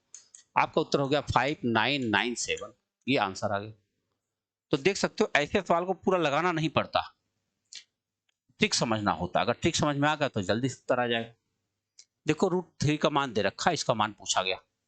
अक्सर बच्चे रूट से बहुत ज्यादा घबराते हैं ना, सोचते हैं कि रूट है तो गलत होगा, लेकिन बिल्कुल गलत नहीं है। रूट से बिल्कुल डरने की ये बात ही नहीं है। आराम से रूट के सवालों को हैंडल करते जाओ, रूट सवाल आते जाएंगे। देखो हम लोग पहले इसी को देखते हैं, तो इसको थोड़ा थोड़ा बैलेंस कर लेंगे। कैसे कि 3 + √6 है ऊपर और नीचे कितना है, नीचे वाली वैल्यू हम इधर देखते हैं। 5√3 है माइनस ये 12 नीचे रखा है, 12 माने होता 4 बाहर आ जाएगा ना, तो 4 बाहर आ जाएगा तो 2 आ जाएगा, 2√3 तो 2 दूनी 4√3 हो जाएगा, 4√3 और माइनस 32 16 दूनी 32 4√2 हो जाएगा और प्लस वहां 25 25 दूना 50 5√2 हो जाएगा। अब आप बताओ 5√3 में से 4√3 घटाओगे √3 आ जाएगा और 5√2 में से 4√2 घटाओगे +√2 आ जाएगा। तो अब आप √3 + √2 से ऊपर नीचे गुणा कर लो बस। देखो √3 और +√2, हम इसको अगर हम √3 माइनस √2 और अपान √3 माइनस √2 कर दें तो नीचे क्या हो जाएगा a² - b² खत्म हो जाएगा, खाली ऊपर का गुणा ही करना पड़ा और गुणा कर ले। तो गुणा करेंगे तो 3 माइनस 3√2 और फिर 6 3 18 हो जाएगा, 9 दूनी 18, तो 9 दूनी 18 हो रहा है तो 3 कितना हो गया 6 3 18, 18 को हम 3√2 लिख सकते हैं प्लस 3√2 और 6 दूनी 12 4 2√3 कितना हो जाएगा माइनस 2√3। अब देखो क्या हुआ, ये दोनों तो कट गया और 3√3 में से 2√3 घटा दोगे खाली √3 आ जाएगा और खाली √3 आ जाएगा तो इसका उत्तर हो जाएगा 1.732। मतलब पूरे सवाल को हल करने के बाद खाली वही उतना उत्तर आया बस। और खाली देखने में लगता है कि यार रूट है कठिन होगा, ये है वो है, दुनिया भर में लोग सोचते रहते हैं। ये देखो क्या हो रहा है a³ + b³ और नीचे क्या है, हाँ हाँ ऊपर a³ + b³ दिख रहा और नीचे a² - ab + b² दिख रहा, तो खाली a + b उत्तर बनता बाद में, तो खाली जोड़ लो बस। 0.051 और 0.041, यही इतना जोड़ दो आपका उत्तर आ जाए। काहे? ए क्यूब प्लस बी क्यूब ऊपर है, तो ये आपका उत्तर आएगा 0.091, आपका उत्तर आएगा। देखो A cube plus B cube और नीचे क्या है, A square minus A B plus B square, तो इसको काटने पर खाली ए प्लस बी आता है, ए प्लस बी की वैल्यू हमने सीधे निकाल दिया, समय ही नहीं लगा। अगला प्रश्न देखो, 15% 40% सांद्रता वाले दो चीनी घोल को किस पात्र मिला दिया जाए ताकि 30% सांद्रता वाला घोल मिल जाए। भाई 15% आप यहाँ लिख दिए और 40% यहाँ लिख दिए, आपको 30% चाहिए था। इसका इसका अंतर 15 आया, 15 और इसका अंतर 10 आया। कौन सा रेशियो चाहिए? 5 दूनी 10, 5 एक 15, 2:3। अगर दोनों का आप 2:3 में लगा दो तो आपका काम हो जाए। देख रहे, एलिगेशन, मेथड ऑफ एलिगेशन है। अगला प्रश्न है, दो समान धारिता वाले बर्तनों में पानी दूध क्रमशः इतना इतना अनुपात में है, यदि उनके मिश्रण को तीसरे बर्तन में उड़ेल दिया जाए, तीसरे बर्तन पानी बिखरा हो। देखो 3-4 का रेशियो है, ये 5-3 का रेशियो। अगर समान मात्रा में यानी दोनों को उड़ेलना ही है, समान धारिता है, तो पहले इसको जोड़ो, तो 7 3 7 5 3 8, 7 8 का लघुत्तम 56। हम मान लेते ये भी 56 है और ये भी 56 है। आप चलो बांट दिया जाए पहले, तो 4 3 7 8 56, 8 3 24, 8 4 32 और 5 3 8 7 56, 7 5 35, 7 3 21। अब बताओ ये मिश्रण ये बन गया, ये मिश्रण ये बन गया, जोड़ लो बस। 5 4 9 और 3 2 5, ये जोड़ो 2 1 3 और 3 2 5, 59 और 53 का रेशियो आ जाएगा। बहुत बेहतरीन तरीका है, समझ लो भिन्न वाले से इतना शानदार है ये कि भिन्न से लगाओगे तो बहुत टाइम लग जाएगा, इस तरीके से आसानी से लगा सकते हो आप। दूध से भरे हुए किसी बर्तन को 20 मिनट दूध निकाल उतना पानी डाल दिया जाए, यह प्रक्रिया 2 बार, प्रक्रिया 3 बार दोहराई जाती है। तीसरी संक्रिया के बाद दूध की मात्रा घटकर कितनी रह जाएगी? भाई 20 मिनट दूध, मान लो 100 कोई चीज था ना, तो ऐसे निकाला जाता है, 100 कोई चीज था, परसेंट है ना, तो 100 में से 20 घटाओगे तो 80/100। यह प्रक्रिया कई बार? 3 बार करनी, बस काट दो। तो 100 गुणा, इसको आप 4/5 कह सकते हैं, कर दो, तो 4/5 गुणा 4/5 गुणा 4/5, बस 25 चौक का 100। आप कुछ कटेगा नहीं, 4 चौक 16, 16 में 256 और बटा 5, बताओ, तो 5 काटो, 5 5 25, 5 1 5, 10.5 10, 51.2% में रह जाएगा। शुद्ध दूध की मात्रा कितनी घट के रह जाएगी? 51.2% रह जाएगी, बस ये है आपका उत्तर। आइए अगला प्रश्न। अगला प्रश्न है, दो मिश्र धातुओं ए तथा बी में जस्ता टिन इस रेशियो में तथा इस रेशियो में, इनको ए का 7 किलोग्राम तथा ए का 21 किलोग्राम मिलाकर नई धातु बनाई गई, तो नई धातु में क्या अनुपात होगा? अच्छा बताओ, इनका रेशियो है 5:2, इनका अनुपात है 3:4, इसको जोड़ो 7, इसको जोड़ो 7। अच्छा है, तो पहले वाले का 7 और दूसरे वाले का 21 मिलाना और मिला दिया जाए। 7 को बांटोगे तो 5 2 में ही रहेगा, 21 करोगे तो 4 3 7 3 21, 3 3 9, 3 चौके 12 हो जाएगा। अब चलो मिलाया जाए, 9 और 5 14 और 12 2 14, वाह, 14:14 यानी 1:1 आ जाएगा। कितना बेहतरीन सवाल है, आप देख सकते हो कि आराम से जैसे जैसे कहा वैसे वैसे लगा दिया, अपने आप उत्तर हाजिर हो जा रहा है। अगला प्रश्न है कि एक व्यक्ति ने कुछ वस्तुएं 1 रुपए में 5 की दर से, उतनी वस्तु 1 रुपए में 4 की दर से खरीदी, दोनों को इस वस्तु को मिला दिया और 2 रुपए में 9 की दर से बेच दिया। बहुत शानदार सवाल, एग्जाम के पर्पज से बहुत शानदार है। देखो कुछ चीजें हैं, 1 रुपया में 5 खरीद रहा है और उतना ही वस्तुएं 1 रुपया में 4 खरीद रहा है और दोनों को मिला के 2 रुपया में 9 बेच रहा है। ऐसे सवाल को क्या करना चाहिए कि वस्तुओं की संख्या क्या है, अगर उसमें उसको 3 रुपए घाटा हुआ, अच्छा हानि हुआ, तो आओ देखते हैं। 5 4 9 का लघुत्तम निकालो पहले। 5 4 9 20 9 180 ना, 180 है लघुत्तम, तो 180 मैंने मान लिया 180 वस्तु इसको खरीदा, 180 वस्तु इसको खरीदा और दोनों मिला देंगे तो 360 वस्तु हो जाएगी। चलो खरीदा जाए, तो 5 से इसमें भाग दो, 36 रुपए का समान है, 4 से इसमें भाग दो तो 45 रुपए का समान है। अब बिका कितना? 9 चौक 36, 40 दूना 80 का समान बिका। देखो 9 चौक 36, 40 40 दूना 80 में बिक गया, यानी खरीदा कितने में था? 6 5 11 1 4 3 7 91 में खरीदा, बोलो 6 5 11 4 3 7 81 में खरीदा और 80 में बेच दिया। तो बताओ 1 रुपए घाटा हुआ कि नहीं? 1 रुपए घाटा हुआ।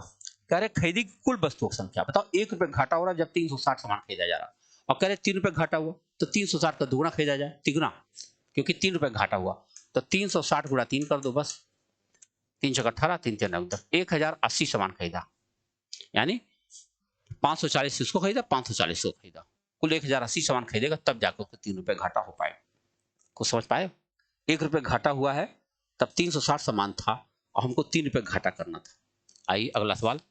8 व्यक्तियों की टीम ने तीरंदाजी प्रतियोगिता में भाग लिया। सबसे अच्छे तीरंदाज ने 85 अंक प्राप्त किया। यदि उसने 92 अंक प्राप्त किया होता तो औसत प्राप्तांक 84 होता। तो पूरी टीम ने कुल कितने अंक प्राप्त? 8 व्यक्ति थे।